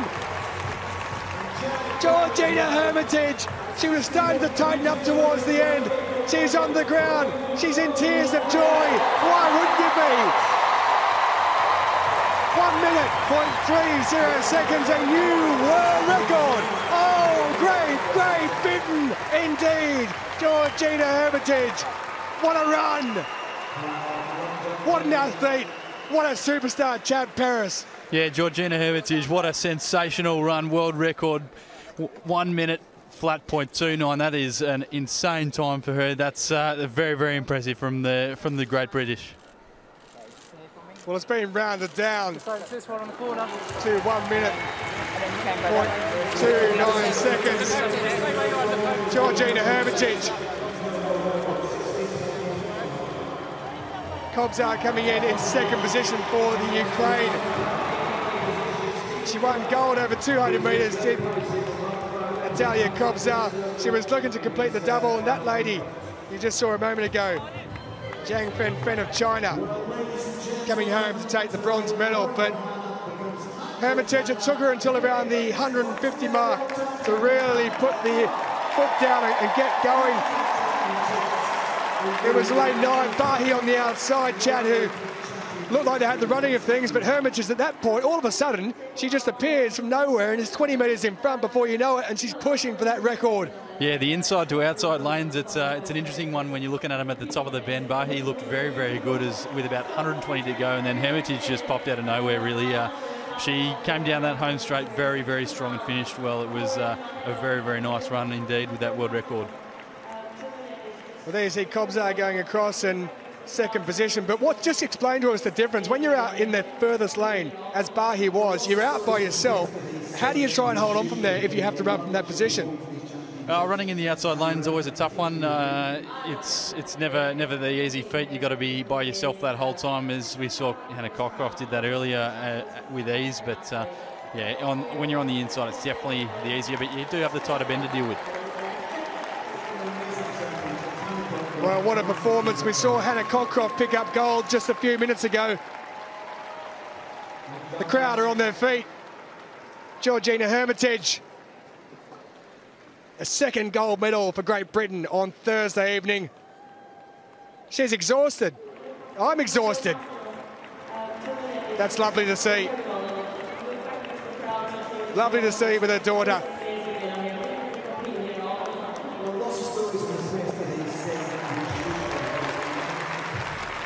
Hard not to be teary-eyed with that. She'll be teary-eyed with the result because she's got a world record. 1 minute, 0.29. Kobzar with a new lifetime best coming home in the silver, and Jiang Fen, a lifetime best for her, picking up the bronze in the women's 400 metres T37 final.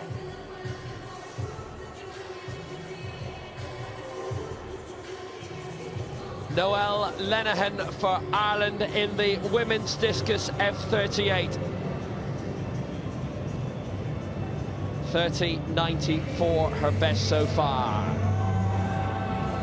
Ooh, bettered by that by the looks of it. Solid throwing by the Kokonian. Mina leading 35.08. Lenihan's lifetime best, an F38 world record, 32.14. We need to smash that to have a sniff of the gold. But she improves her position in the silver. Championship record, 31.97. Vassell is next. Pushed further down into bronze by over a metre. That North American record of 30.88 in the second round. And this, her penultimate throw.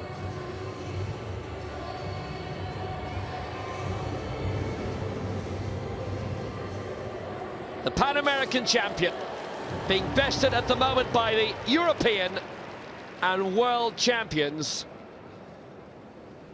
Well, it's a quality field, and Vassell just shy of 30 meters there. So she's stepped out, 2 no throws in a row. With F38, it's coordination impairment, which takes under an umbrella of different impairments, including cerebral palsy. But she's thrown further than any North American in history in her class. Bronze to the moment for her.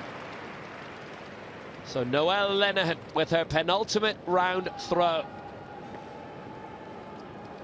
She's 2 meters 01 ahead of Li Yingli in 4th and 1 meter 09 clear of Vassell in 3rd. The European champion, bang on 30. Silver in Doha in the last World Championships. It was bronze in Rio.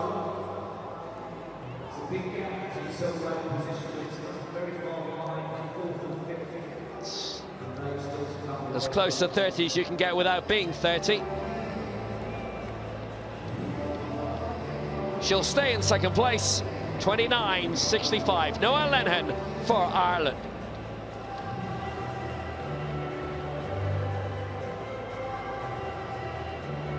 Mina of China. Current world record holder.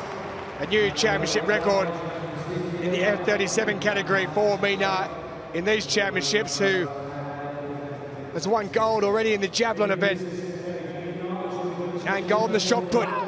This will be the hat trick if she wins this, and it's looking that way at the moment.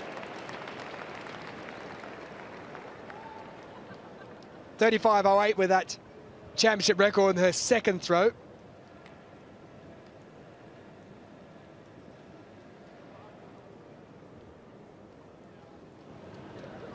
Slightly less with this one. 33.03. Stays in first place though with that throw of 35.08.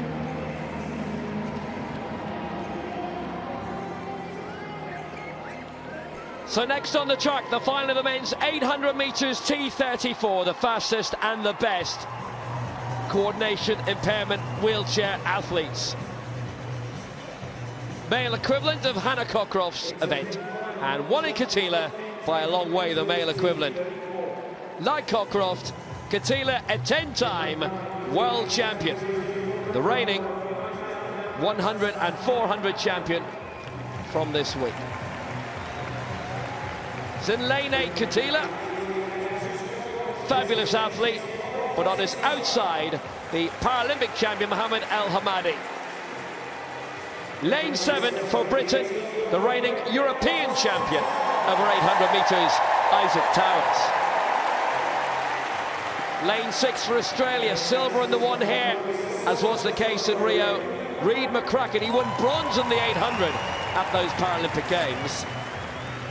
The former European champion won 4 golds in Swansea, 3 golds in Grosseto. Henry Manni of Finland. Lane 4 for the United States, 4th in the 400 metres here. Bronze in the 200 in the 2011 Worlds, Austin Pruitt. 4th in the 100 metres here, his best ever major championship result on a global basis for Canada, Austin Smeek. Lane 2 for Switzerland, bronze in the 100 metres, and the last world champions, Bojan Mitic. And in lane 1 for Great Britain, bronze in the 100, the 400 and the 800 in the Europeans, Ben Rawlings. So Wally Katila in 8, Mohammed El Hamadi in 9, and Chad Perez. It's a high-class field, these two to the 4. Yeah, the athletes on the outside, the ones to watch at the start here, I think, and then you've got Rawlings on the inside as well going to come through, but watch Crackers, Reid McCracken on the inside, meow. Underway then in the men's 800 metres, T34 final. So much quality across the field. McCracken going off very well for Australia straight away. 4 major medals he won in Lyon in 2013. 3 silver, 1 bronze. He's going well then in 6. Towers in 7 for Great Britain. Speak trying to make a little bit of a shift inside straight away as they break. Al Hamadi and Katila have got the furthest to travel. They're on the outside. Lots of jostling straight away. United States, Austin Pruitt hitting the front. Inside the Canadian Speak. Rawlings and Towers tucking inside for Great Britain. And Manny as well on the inside in 4th. McCracken is in 5th. But Al Hamadi and Katila are keeping their powder dry on the outside. It's still Pruitt for the United States who leads as they hit the bell. Then a bit of a movement coming in the outside. Rawlings is there in 2nd place. Towers there as well. Manny there as well. At the moment, Katila and El Hamadi are way back. Bit of a surprise. The reigning world and Paralympic champions, both of them in that order. Could be a passing of the flame here on the back straight. It's still Pruitt who leads for the United States. So much movement here. Manny's in a good position. Trying not to get boxed in. And now here come Katila and El Hamadi. Big charge on the outside. It's Katila hitting the front in the closing straight. El Hamadi on his outside. It's Wally Katila, the 10-time world champion, the defending world champion, and the Paralympic champion El Hamadi will take the silver here. Katila and El Hamadi the 1-2. Championship record 144.80 as well. And Wally Katila, 11 world titles for him now. He made a great break at the right time. He breaks his own championship record, 144.79, and Isaac Towers takes the bronze medal for Britain. Yes, Wally Katila there, just they were very even at about 150 to go, and then he just put the foot down and said, look, I'm going to go, no one's coming with me. So sensational finish there from Wally Katila. Good work by the European champion Towers to take 3rd place, and Reid McCracken was in 4th. They were way back, both of them. It was almost as if they were man-marking each other. They just have that class to be able to shoot past the rest, and virtually went from last to first. They knew what they were doing, and then it became a straight shooter, mano a mano, between the defending world champion Katila, sailing out ahead of the Paralympic champion, the man who dethroned him in Rio, Mohammed El Hamadi. But Katila has the last laugh this time. It's his 3rd gold medal in London this week, and Towers with the bronze for Britain. McCracken in 4th place. Very good race that, the men's 800 T34. Gold for Wally Katila, again for Tunisia, his 3rd here, 144.79. Al Hamadi the silver for the United Arab Emirates, and Towers the bronze for Britain.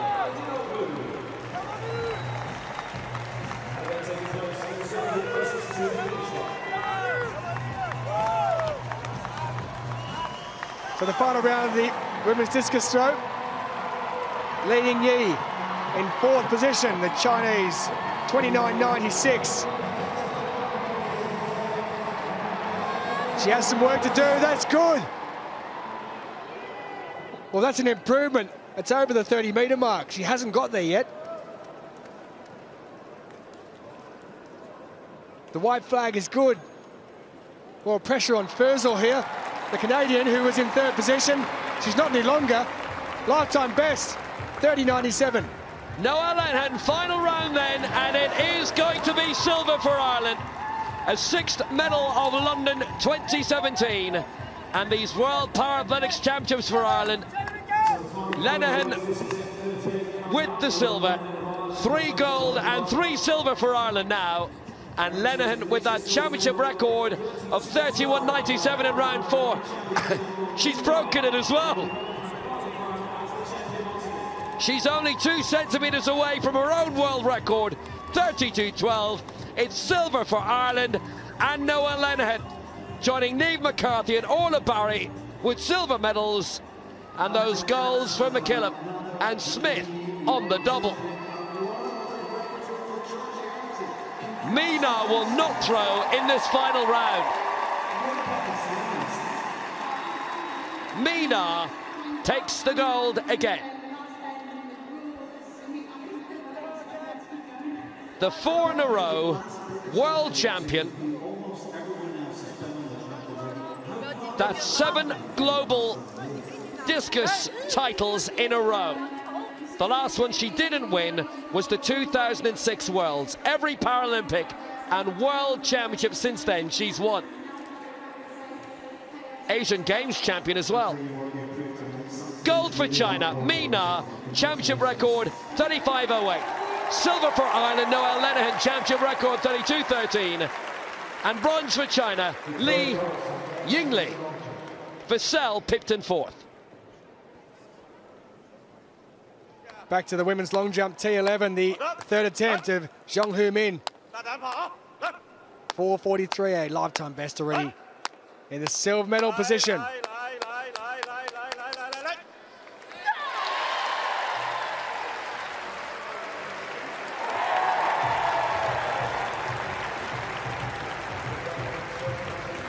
White flag given.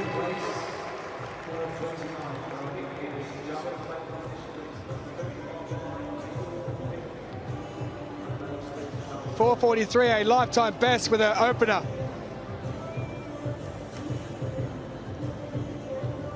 That's not a bad effort either.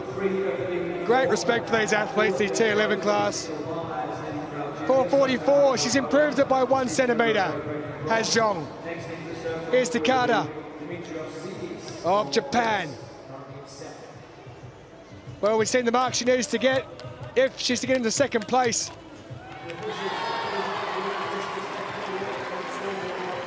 It looks an improvement.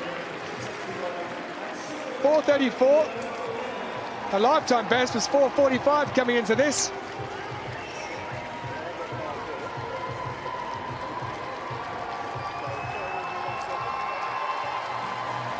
Silver the 2014 Asian Para Games for Chiaki Takada. You can see the guy clapping the hands. She starts going wide. I remember seeing Roderick Townsend-Roberts do that a couple of years ago and hit the actual board. It's fine. It's more than fine. It's brilliant. 4:45. She moves into 2nd and equals her lifetime best.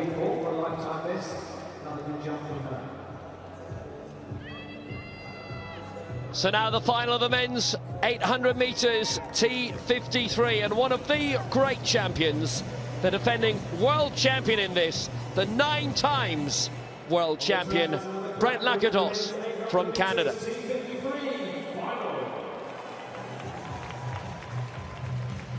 But the reigning Paralympic champion over 800 metres from Thailand, over 400 and 800, Pongsakorn Payo. 2 silvers for him in London so far. In lane 8 for Kuwait, the former Paralympic 400 metres champion and former world 100 and 200 champion for Kuwait, Hamad El Adwani. The former European 200 and 800 champion and former world 400 and 800 champion for France, Pierre Fairbault. In lane 6 for the United States, no major global medals yet for the boy from Brooklyn, Brian Seaman. The 9-time world champion for Canada, the defending champion here, Brent Lakatos. Lane 4 for Korea, silver in the 400 and 800. In the last Asian Games in Incheon, Yoo Byung-hun. In lane 3 for Thailand, the former Paralympic 4x100 metres relay champion, Sopa Itansen. 2 relay titles for him back in 02. And in lane 2 for France, bronze in the 4x4 in the last World Championships in Doha for Nicolas Prignon. The reigning world champion, Brent Lakatos, in 5. The Paralympic champion, Pio, in 9. The final of the men's 800 meters, T53. Away they go, Brignon, Intassin, Yu, Lakatos, Seaman, Fairbank, Aladwani and Pio.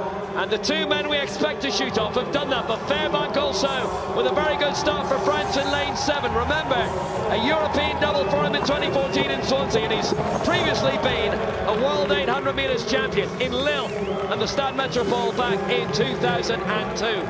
But Lakatos with that black maple leaf right on the front of the helmet, taking his position straight away. It's Fairbank who leads for France. A little bit of movement on the outside from Pio, the reigning Paralympic champion. He's got 9, and also Seaman of the United States in the blue. Pio on the outside. Brignon locked in on the inside. And Lakatos way back in 6th and 7th, waiting for the bell.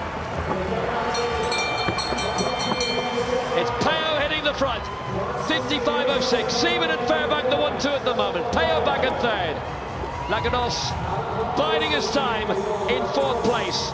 The 9-time world champion, just as Hannah Cockcroft was 20 minutes ago before she took title number 10. And Lakatos now makes his big move on the outside. Lakatos going out in front ahead of Fairbank and Seaman. Fairbank on the inside, Seaman on the outside, and Pio man marking him, stalking him, moving up right behind, closing straight. It's Brent Lakatos again for Canada. He's a truly great champion, and just like Hannah Cockcroft on this track of the last 15, 10 world titles for Lakatos. What a man! Fairbank gets the silver, and Pio for me gets the bronze. But Brent Lakatos, a real battler, a real warrior. 3 gold medals in London 2017 for Brent Lakatos of Canada. Yeah, Lakatos was sitting in about 6th place as they came around with the 1 lap to go there, Will, and 250 metres to go. He put the foot down and nobody was catching him. Lakatos the gold, Pio the Paralympic champion having to settle for bronze with Fairbank between the two. What a result for the 45-year-old, and in exactly a week's time, Pierre Fairbank turns 46. He is evergreen. Lakatos making a great break, and Pio shooting away right behind him. But Fairbank, who'd led them out for a lot, might have given up the gold, but wasn't going to lose the silver here. He won silver in the 800 behind Pio last year, where Lakatos had to make do with the bronze, but not here, not in London. Gold for Brent Lakatos again. He wants every world championship to be held here. He loves this track. And Fairbank, great win of the silver medal ahead of Pio in 3rd place. But it was all really Chad Perris about the timing here. It was that 250 to go. He went around the outside and just stepped on it, and no one was catching him. I think he wants the championships to be held there every time, and for good reason. What a champion in this stadium. He's done an awesome job, and hats off to him. What a champion. A 10th world title for Brent Lakatos of Canada, 140.14. Fairbank the silver for France, and Pio the bronze for Thailand.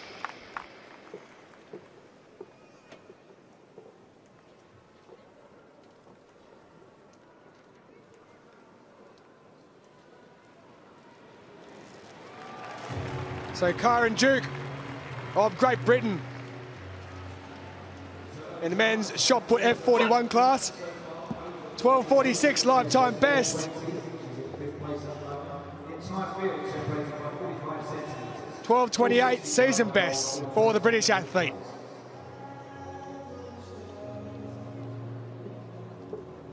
So Duke in first position in the men's shot put F41. That's for those of shorter stature. The British flags flying high this evening.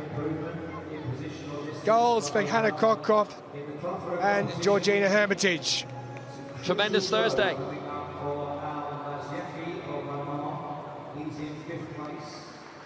Here's Kappel with his 2nd round attempt. Nico Kappel of Germany. Gold medalist at the Paralympics last year. Silver in Doha in 2015. Whoa, a world record, 13.81.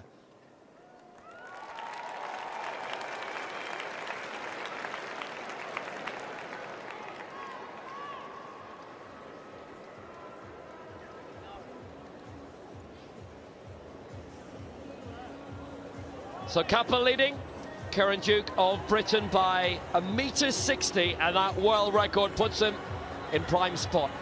But Duke is also a fine powerlifter. He's competed in quite a few world championships and European championships. World powerlifting championships are on in Mexico City, first week of October. And next door, the World Para-Swimming Championships are on exactly the same time. It's a festival of sport. So Duke, with his third round attempt, 12.28 for the Welshman. But it's shy of 11. He'll probably step out, and it'll be a red flag.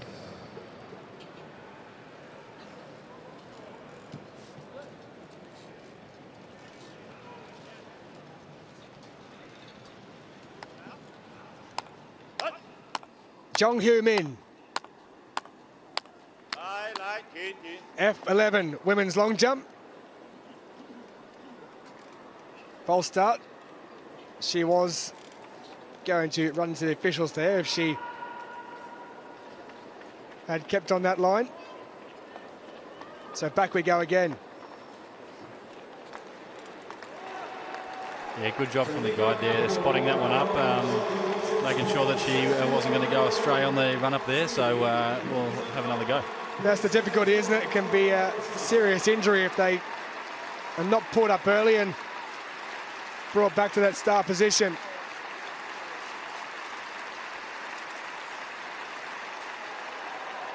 So Jong Hyo-min of China, gold already in the javelin at these championships, as well as in 2015. So knows what it's like to be a world champion. She's only a bronze medalist at the moment. A lifetime best of 4.44 though.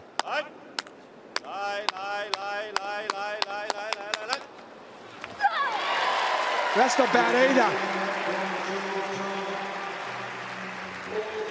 4.12 was her lifetime best coming into this. 32 centimetres she's added to it so far. That is quite a chunk of change.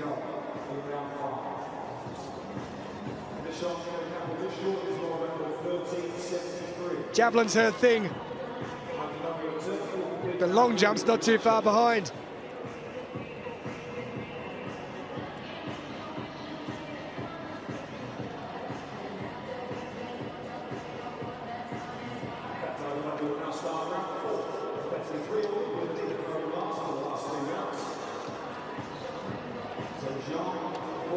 .443, just 1 centimetre off her lifetime best. She stays in third position. Well, Brent Lagertos won the men's 800 metres T53. Have a look at this one. Take your pick. Kenny Van Beagle, the Paralympic champion. Yassine Garbi, the championship record in the heats. Reigning champion Liu Yang. And Marcel Hug, the 2013 winner. I'm exhausted already.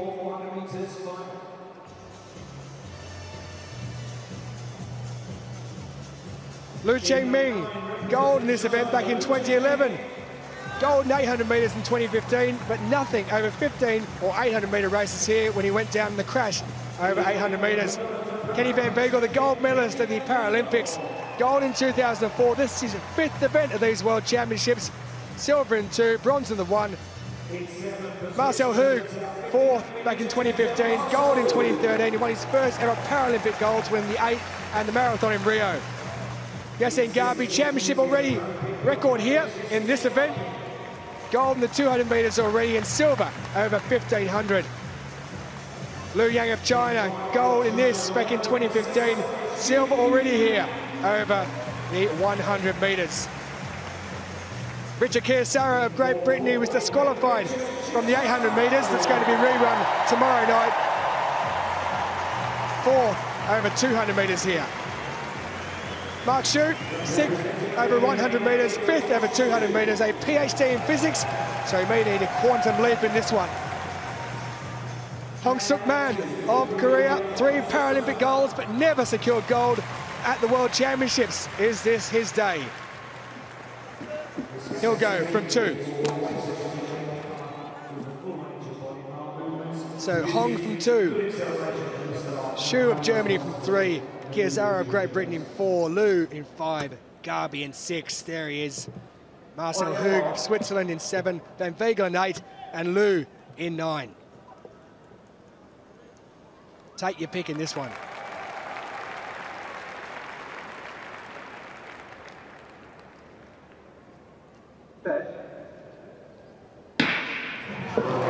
Away they get.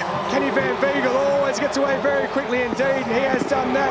Already coming up on the back wheel and going past Liu Cheng-Ming on the outside. Marcel Hug inside him, and Yassine Garby have also got away quickly, as has Liu Yang. So those 5 are out in front at the moment. It is Kenny Van Vegel who takes the lead with 200 to go, but storming up on the inside is Marcel Hug, and Yassine Garby is going through. Yassine Garby, who set the championship record already here, they're flying into the home straight. It's Yassine Garby who leads from Kenny Van Vegel in 2nd place, and then further inside him, it is the Chinese athlete. But it's Marcel Hug who's back there, but look at this. Championship record for Yassine Garby. He broke it in the heats. He's broken it here in the final. Yassine Garby, 45.58 for the Tunisian. That is quick indeed. Kenny Van Vegel coming home, taking silver. And it is Richard Chiazaro of Great Britain who picks up the bronze medal. It was tight. It was very tight. It's Chiazaro who picks it up though with bronze, but Yassine Garby, Chap Paris, what an athlete. A 2nd consecutive championship record. Oh yes, Yassine Garby just come through very, very strong there to finish. The blanket finish for 2nd and 3rd in that one though, very, very close, but Garby showing why he's a worthy champion for this event. That's a very, very nice run.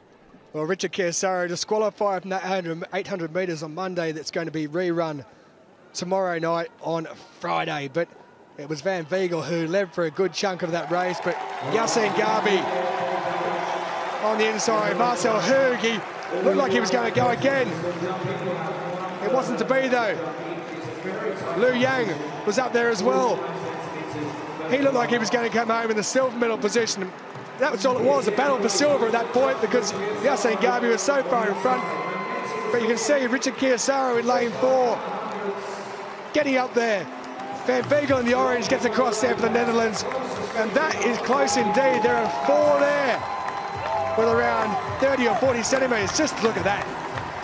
That gives you an idea of this field in this race, the men's 400 metres T54, and how good they are.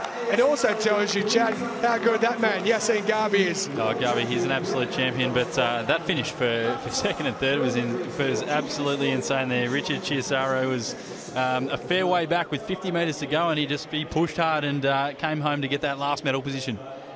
700s between 2nd and 5th. Yeah, that's very, very close. All those boys, they would have...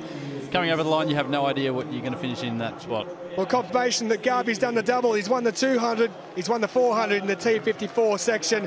It goes with his silver over 1,500 metres. What an athlete, what a championships. Kenny Van Vegel with the silver, Richard Chiazaro of Great Britain with bronze.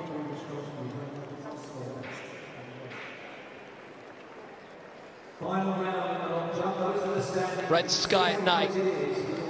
Ayola Danai of Italy.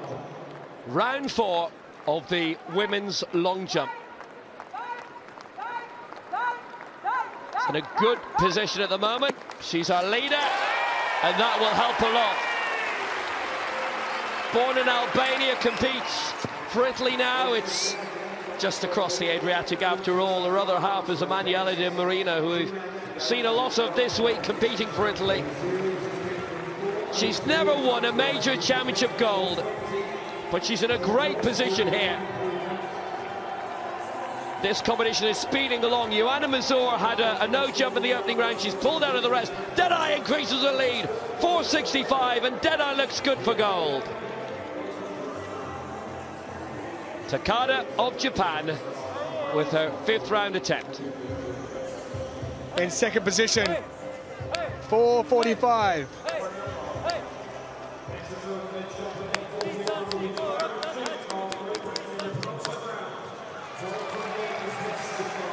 That's not bad either. It's a little bit confusing there because the ball on the far side doesn't necessarily mean exactly what the measurement's going to be, because in this T11 section, Chadda's taken from the area where they jump from, is taken from that front toe where they jump from to the mark in the pit, a manual measurement.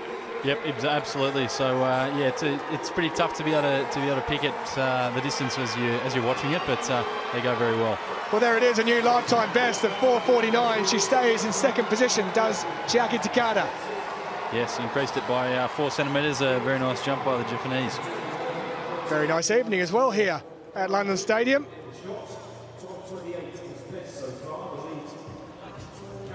Which is now the home of West Ham United Football Club. And Joe Hart and Chicharito, they both signed in the past 24 hours. Capel then, coming up in the F41 men's shot put.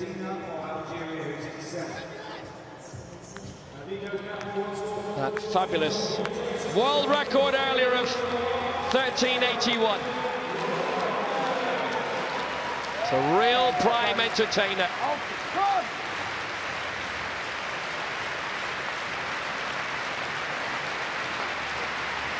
The reigning Paralympic champion.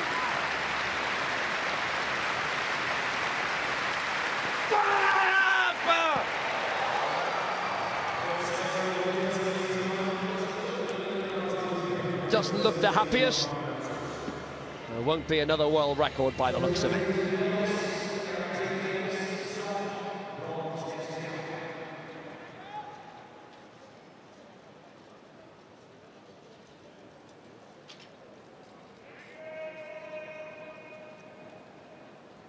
So, no improvement there. He is in first place, Nico Capel, with that world record. Zhi Xiaowei in the bronze medal position from China. So here's Zhong Hu-min in the final round of the women's long jump T11 in third position currently. 4.44, a lifetime best with her third effort. Narrowly below that by 1 centimetre with her 5th attempt. She needs to make up 6 centimetres if she's to go past Chiaki Takada of Japan in the silver medal position.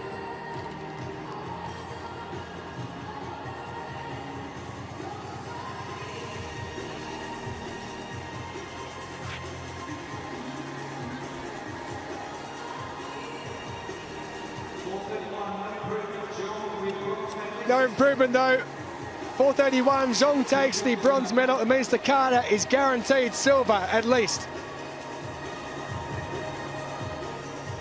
So now the final of the women's 400 metres T11. It is complete visual impairment, and every time we get a wide shot, there's a plane flying overhead.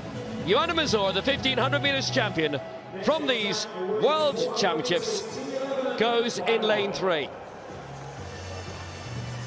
So we start in lane 7, and Diana Laura Corazza Castaneda, 5th in the 400 metres at the last World Championships. In lane 5, the reigning Asian, World and Paralympic champion for China, Liu Kuqing.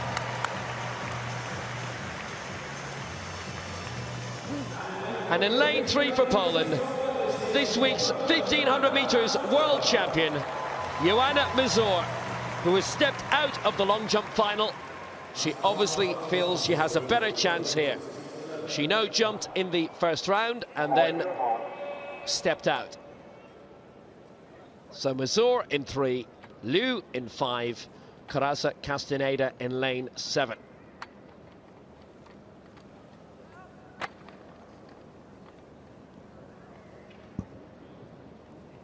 The great Teresina Guillemina, the world record holder in this.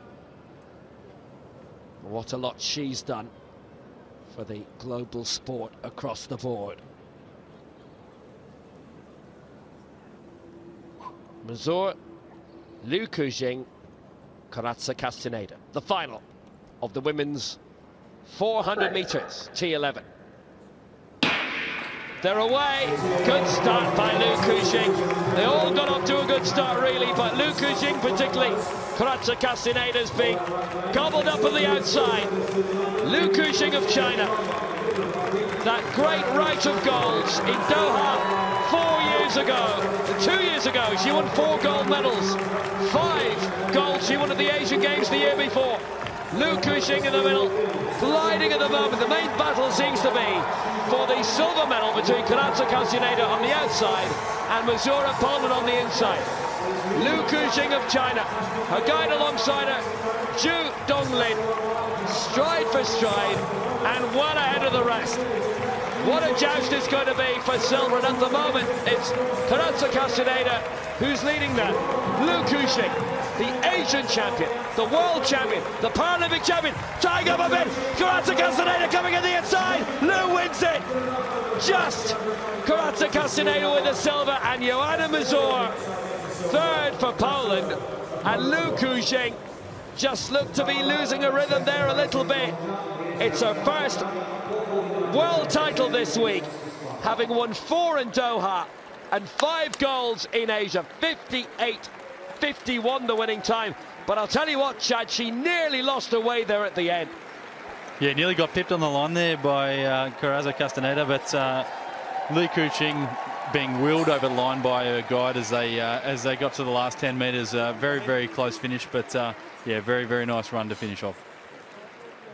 So Liu takes her 5th world title, and she was well in control at this stage. Karatsa Castaneda going very well on the outside, and Joanna Mazur, all Joannas in Poland seem to have the nickname of Asia. Well, she was in 3rd place at this stage, but it was the Asian champion, Liu Kujing, absolutely flying at this stage, and she just horribly lost her way there. Karatsa Castaneda getting the information from Jorge Gasparcena, her guide. Come on, we can get the gold here. But Liu got over the line. Wasn't dragged over the line by a guide, so she'll be okay. The gold for her, Karatsa Castaneda the silver, and Joanna Asia Mazur the bronze in the end. But Chad, she lost her rhythm badly, and obviously complete visual impairment. Oh yes, it was very, very close. They took about 20 metres off in that last sort of 30 metres even. It was a really strong finish, but not enough for the gold, and the Chinese Liu Kujing just held off nicely. The silver to Karatsa Castaneda for Mexico, and the bronze, Joanna Mazur from Poland. Liu Kujing, the champion again.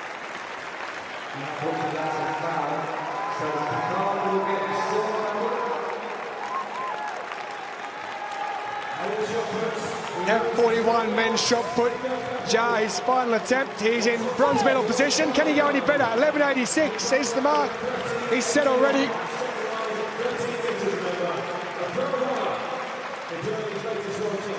$12.28 is what he needs to beat. He hasn't got there. Guaranteed the bronze though, 11.65. Here's the man who's guaranteed silver. Current Duke of Great Britain. 12.28, a season best with his opener. Doesn't improve on that. 11.20, season best. He takes silver. So that means that Nico Capel. Here he is, the German, guaranteed gold. He's already set a world record. 13.81, that with his second. How's your luck? Not in. So he has to be content with that mark of 13.81. New world record, broken his own world record. He had a 13.78, set just last month. First for Germany, second for Great Britain, and third for China. There he is. What an athlete, what a thrower, what a world record. Celebrating with Wisby the Bee.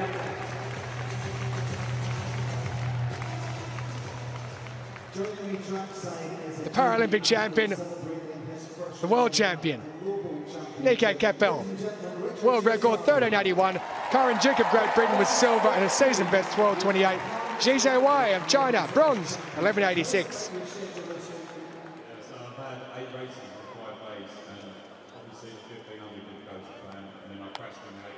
Round 6 of the women's long jump T11, and it's Zhong Hu-min of China. The bronze medal position. It's solid. Might be among her best. Very consistent. Every single leap up to this in the 440s. There's only 4 centimeters between her best and her worst. Takada in second place is 449. Zhong's best, 444. 4.31. And as you can hear, not enough. Lifetime best for her and for Takada, but a solid set of marks for Zhong. And it will be the bronze medal for her chap. Yes, very strong jumping there from the girls. The crowd very, very respectful for them, and they take any chance they can get to cheer them on, and these girls are putting a very, very nice performance tonight. A long jump bronze to go with her 2 javelin world titles. Takada now, silver in the long jump in the Asian Games in Incheon 3 years ago. It's her second major championship medal. It's a silver at least. Oh, she crossed the plane, and she's assaulting the officials. I think they'll give her a red flag. They have. Well, Takada, great display from the 33-year-old from Tokyo, aiming for 2020 solidly, and it's a silver medal for her, and it's gold for Italy and Ayola Deadeye. Takada gave it a very good go. She just went beyond the plane. Here is Deadeye.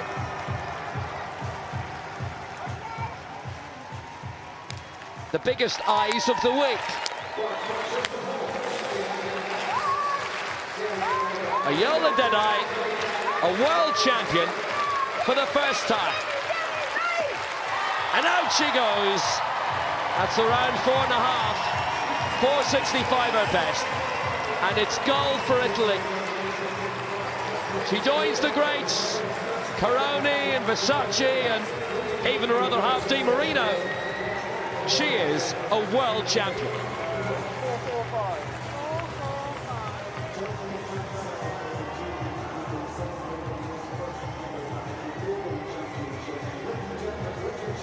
Previously a European silver, a pair of those. 3 European bronze medals. She's never won a global medal before tonight, but now Ayola Deadeye has.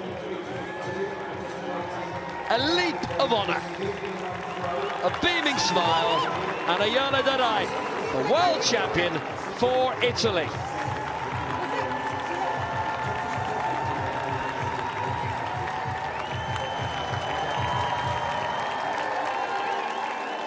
So the women's long jump T11, Deadeye the gold for Italy, 4.65. Takada the silver for Japan, 4.49. And Zhong the bronze for China, 4.44.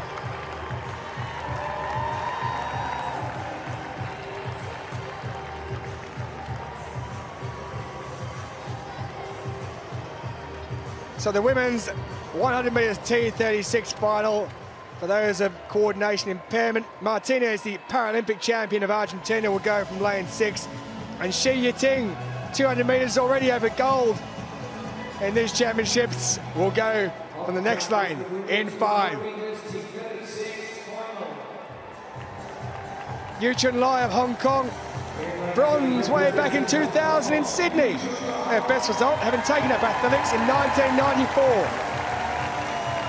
Enkina of Ukraine, 4th in the 200 metres at these championships, holds the title of candidate for Masters of Sport in her country. Yan Kwok Ban of Hong Kong, 3 Hong Kong athletes taking part. She was 4th in the Asian Para Games in 2014. There she is, Shi Yiting, gold already over 200 metres, gold in Rio last year, only took up para sport in 2013, going for the double. Yanina Andrea Martinez of Argentina. Oh, indeed, we love you too. Gold over 100 metres already. from Rosario. And Wong of Hong Kong. Bronze in the 2014 Asian Para Games. And in lane 8, it's Yeon Mi-jae of Korea. Bronze here over 200 metres. Silver in 2012. The lady who says running is happiness. Indeed it is, Chad Paris. Yeah, I think this one to look forward to is the Argentinian Martinez in 6, and then closely with her in 5 will be Shi Yiting as well.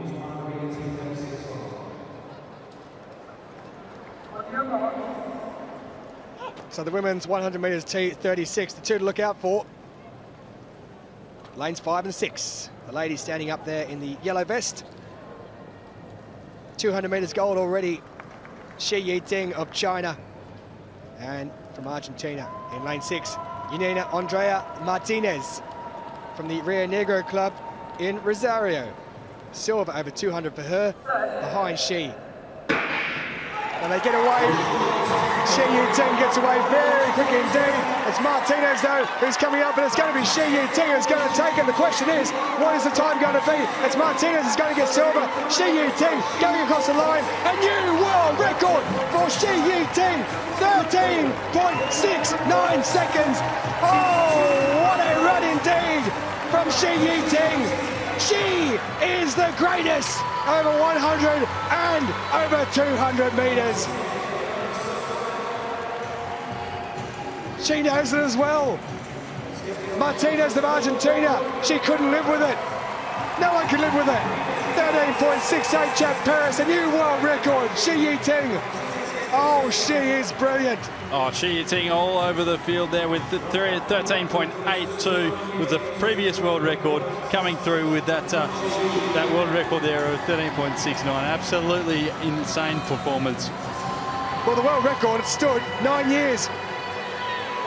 There was another Chinese athlete, Wang Fang, who had that from Beijing, from the Games back in 2008. Yeon Mi-jae picks up the bronze medalist season best of 15.06 for her. Martinez with 14.41 in second, but that lady there, the photographers are loving this. We're loving this. 13.68. She smashed the world record that stood for 9 years. She's gold over 200, now gold over 100. She gets away from a standing start, Chad, but she's got extreme pace in that first 20 metres or so. Oh, away from the line there, you see she's already cleared them by about 2 metres, and there's absolutely no chance anybody's coming back from that in the final bit of that race. Well, Shi Yiting, when she got away to around the 60-metre mark, there was a case of going to be by how much. We found out by how much, didn't we? Smashed that world record, Tulson. It's a very impressive run, and yeah, she loves it. 0.14 of a second. Just give us an idea of how much 0.14 of a second is. When you look at the distance over 100 metres, that is a lot of meterage. Yeah, 0.14. When you're running that fast, it's a fair distance. And look, from her countrywoman to take that one from Beijing 2008 to here, that's a long time for a world record to stand, and she smashed it. Well, of course, she also takes the championship record that was set in Doha from Russia's Elena Ivanova, who, of course, isn't here at these championships. So a world record, a championship record, a 200-metre gold medal, a 100-metre gold medal. Quite some running indeed in the T36 category, of course, for coordination impairment. Shi Yiting beating home Yanina Andrea Martinez. Martinez, the Paralympic champion from last year. She's not the world champion though, because the lady above her is. A world record of 13.68 for Shi Yiting. Argentina and Martinez in second place. A season best for Yeon Mi-jae of Korea, who wins the bronze medal.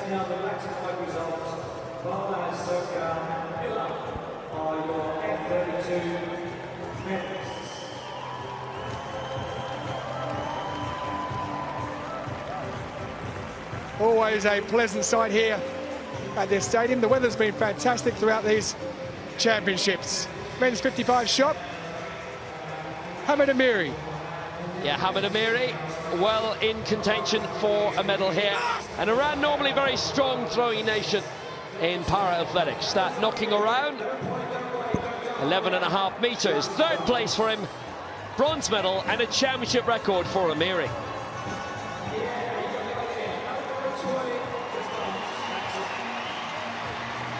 Sochal of Poland in the club throw.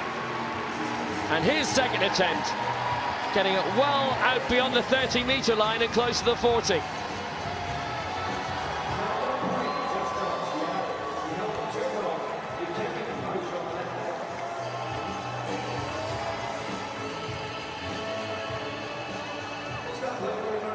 (33.22) and Sochal in second place.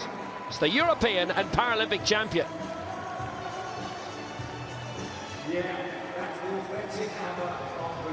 So Stephen Miller, the home favourite in round 4, the 3 times Paralympic and twice world champion, getting that out around 30 metres.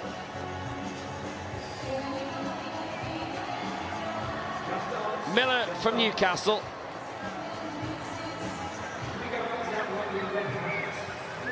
Atlanta 96, where he won his first Paralympic gold.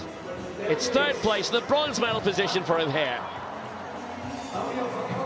Happiness for his fans. Bronze in Rio, bronze in Grosseto last year as well. But it's gold for Algeria. And Lahouri Balaz, world champion for the 3rd time. 34-31, his best of the night. Sochal the silver for Poland and Miller the bronze for Britain.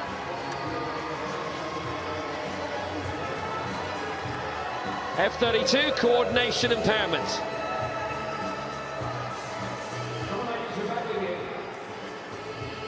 So Lahouri Balaz takes the honours for Algeria. Second place to Matthias Sochal of Poland, and bronze for Britain and Stephen Miller.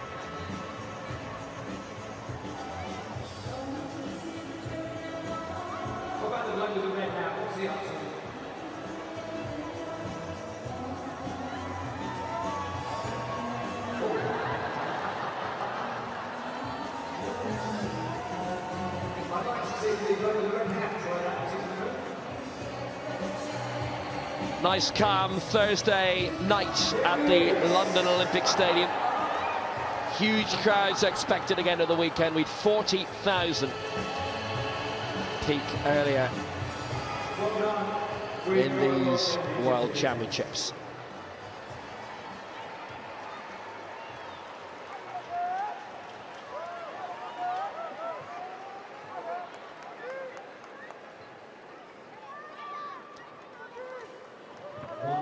So now the men's 800 T13.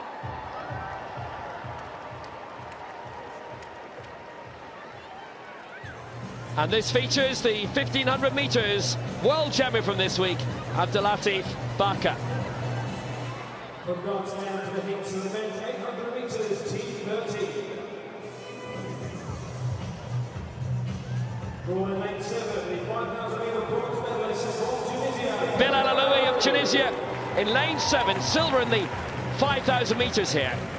And here is the 1500 meters champion, world and Paralympic, Abdelatif Baka of Algeria, whose twin brother Faoud won the silver in the 1500 here behind him. The reigning European champion over 1500 meters and 5,000 meters for Poland, Łukasz Witecki. First major championship in lane 4 for Morocco, Nabil Rahali Amari. First major championship as well for the Mexican David Alberto Garza. Silver in the IBSA Championships in 2015. He's from Monterrey. 2 heats in this, and it's the first 3 to qualify, plus the next 2 fastest losers. And that's Octavio, who supports every Mexican athlete the same way.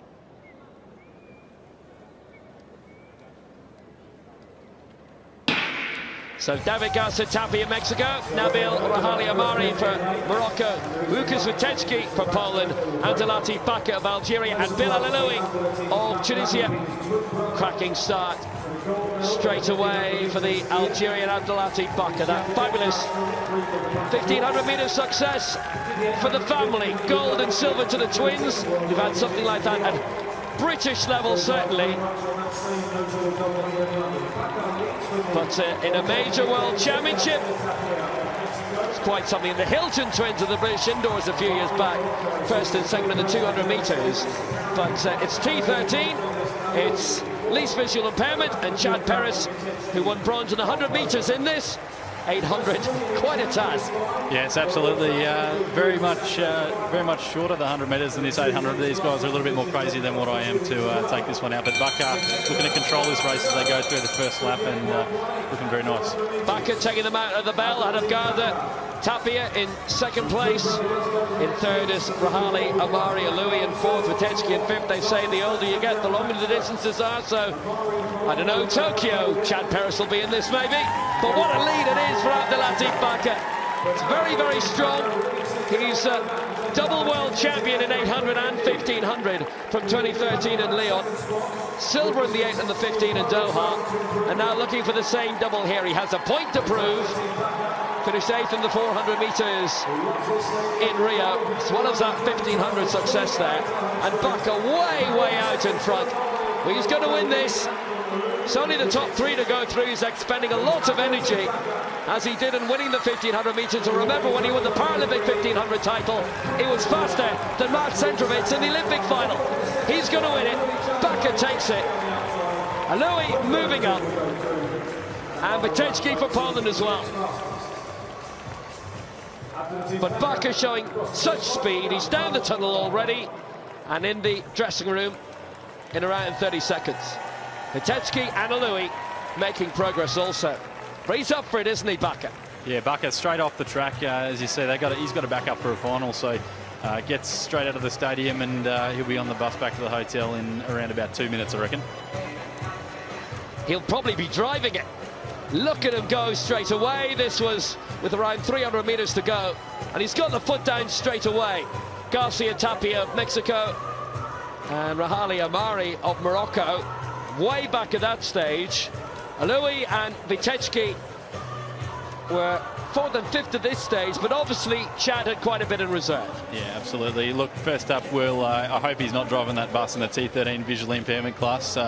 But yeah, he's an absolute champion. Came through very nicely in that 1500 as we saw early in the week.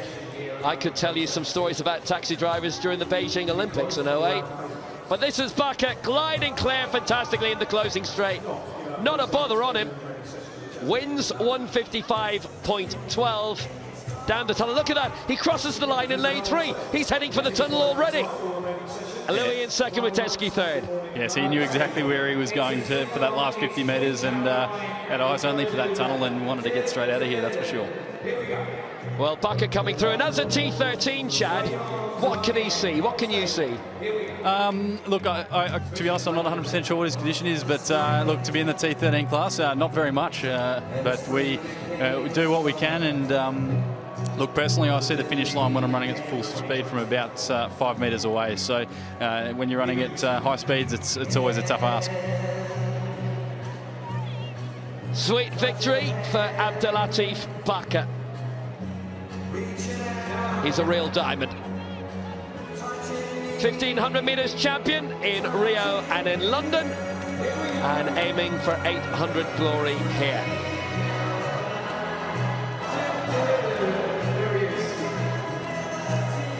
Rahali Amari fell back very heavily in the final 100. So Baka qualifies for the final, along with Aloui and Łukasz Witecki.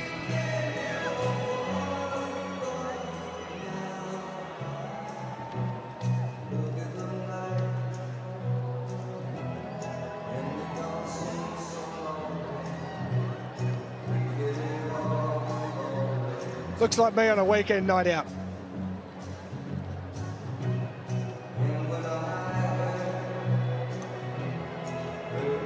I feel sorry for the lass who's just poked herself in the eye with that bottle.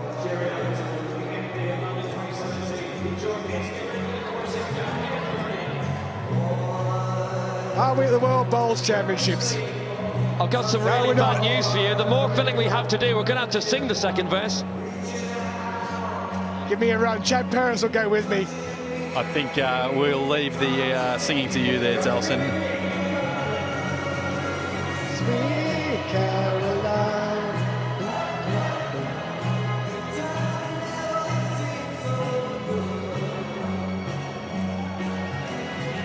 Been a while since this song came out. Most of the people in here might not have even heard of it, but they'll sing along to it. Everyone always does.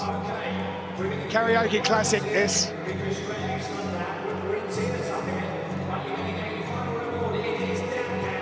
Come on, join in.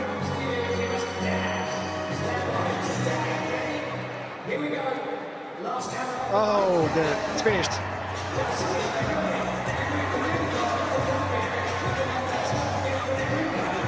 We still have one race to go, which is in 4 minutes' time.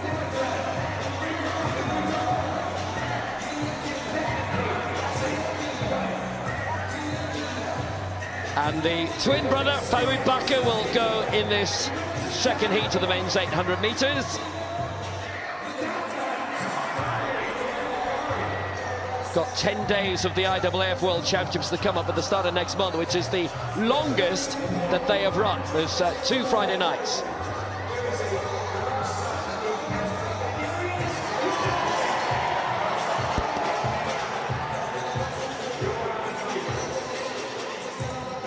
All of the greats are enjoying this, including Benamar, the 1500. So here's a look at the medals table. China, with their latest successes, have now 20 gold medals here. United States have won 15 titles, 40 medals, and Cockcroft number 12, Heritage number 13 for Britain.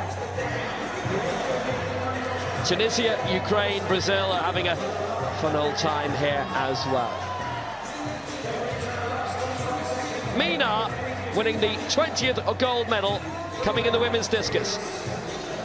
If you go down another page, you'll see the likes of Germany and Ireland as well.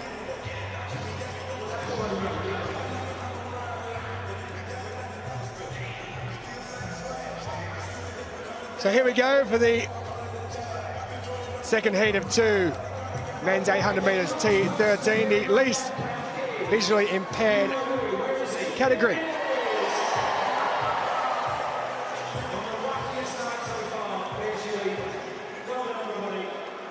The crowd has steadily built. They've seen a couple of gold medals to British athletes. Hannah Cockcroft, Georgina Hermitage, and they've seen world records. Farid Bakr in lane 3 of Algeria. His brother just won the previous race. His brother took gold over 1500 here.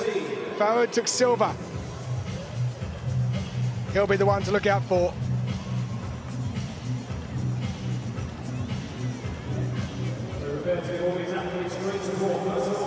Mohamed Faoud Hamamou, second of the Algerians, bronze over 400 metres in Rio last year. Mohamed Amagoun of Morocco, gold over 400 in Rio, gold over 400 back in Doha, bronze in this event also in Doha. Ukraine's Rezyuk, 6th over the 5,000 metres of these championships, 7th over 1,500. India's Ramkaran, silver at 2014 Asian Para Games in his 11th year of competition. And Bakr in lane 3, the Algerian looking to add later in these championships, if he gets through this, to his silver he took over 1,500. His brother, who won the last heat, Abdelatif Bakr, holds the world record. 1:57.02 is the cut-off time. First three will go through. It will then be the next two fastest who advance through to the final. It's Hamamu who got out quickly there, but Fa'u Baka has now moved up into first place. Only the first three that go through. You would expect that man who's out in front at the moment with 600 metres left to be one of those who does progress through to the final. So it's Algeria in 1, Algeria in 2, and Ukraine through Bereziuk, who brings home in third place at the moment, and already dropping off the back as the Indian athlete Singh Ramkaram. Fa'u Baka leads as we head into the home straight for the first time in this men's 800 metres T13 second heat. Fa'u Baka leads. Hamamu in second place, and Ukraine's Bereziuk in third, with Amgoun of Morocco in fourth place. Only the first three who qualify, so one of these is going to drop out of this automatic qualification 3, but they need to get through as a fastest qualifier if they miss out. So the pace needs to be reasonably quick in this one. Fa'u Baka now stretching his lead out to around 7 or 8 metres from Hamamu. Algeria 1, Algeria 2, Ukraine 3. Serhii Bereziuk, who's 6 over the 5,000 metres, stick in there behind Hamamu in third place. And the tall, looming figure of Morocco's Mohamed Amgoun in fourth position, with around 120 metres left in the second heat of the men's 800 metres T13. And here comes the Moroccan around the outside. He's made his move. Has Amgoun. It's Fa'u Baka who's in first place. He want to hurry up because he may get caught. He's realised that. He's put his foot down. He'll go through and take first place. Mohamed Fouad Hamamu goes through. It's a bit of a battle on there for third place. It looked as though the Moroccan may just have got it. Bereziuk struck back though at the end. 1:56.14 the time for Fa'u Baka.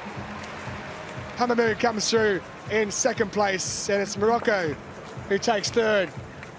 Yeah, Baka very, very good there.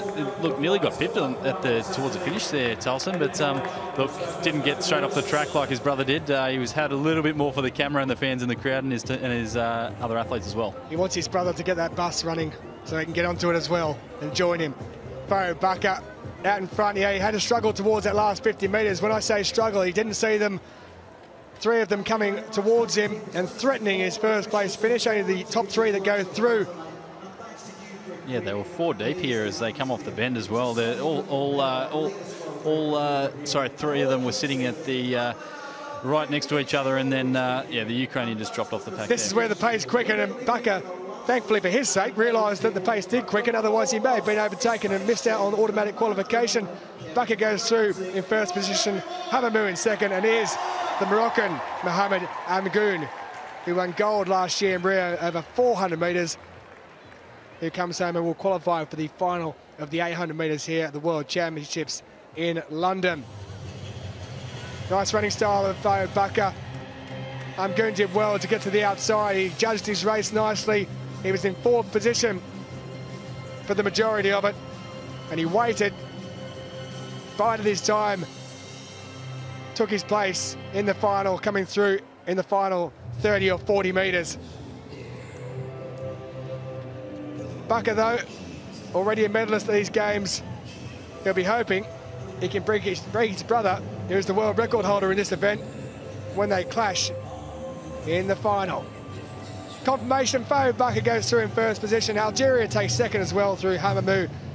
Amgoun goes through in third position, and Bereziuk, courtesy of that 1:56.96, will qualify as a fastest loser.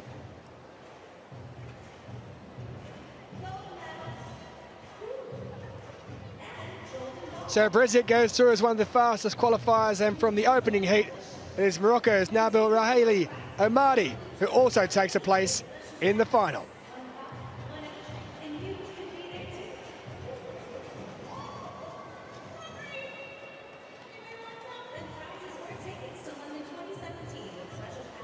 So that rounds off day 7 of these 2017 World Para Athletics Championships.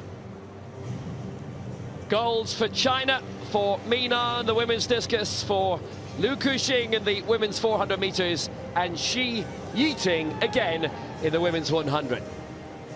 And 2 more golds for the host nation, Britain, for Hannah Cockcroft and Georgie Hermitage. Germany through Nico Capel, getting their 5th. 6 medals for Ireland now, 3 gold, 3 silver, thanks to Noel Lenhan tonight.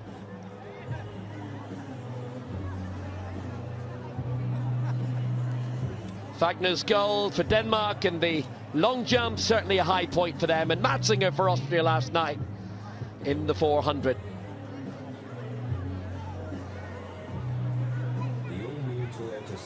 Peter Genner's gold for Belgium. Portugal now with 8 medals overall. 6 for the Netherlands, none of them gold, but Marlu van Rijn is back in the 200 in the next 24 hours. None for France either. Marie-Amélie Lefeur is in the row in front of us commentating for French television. Sweden missing out in a 3rd medal tonight. Tom Habscheid's silver for Luxembourg, and 62 nations have medalled now in London 2017.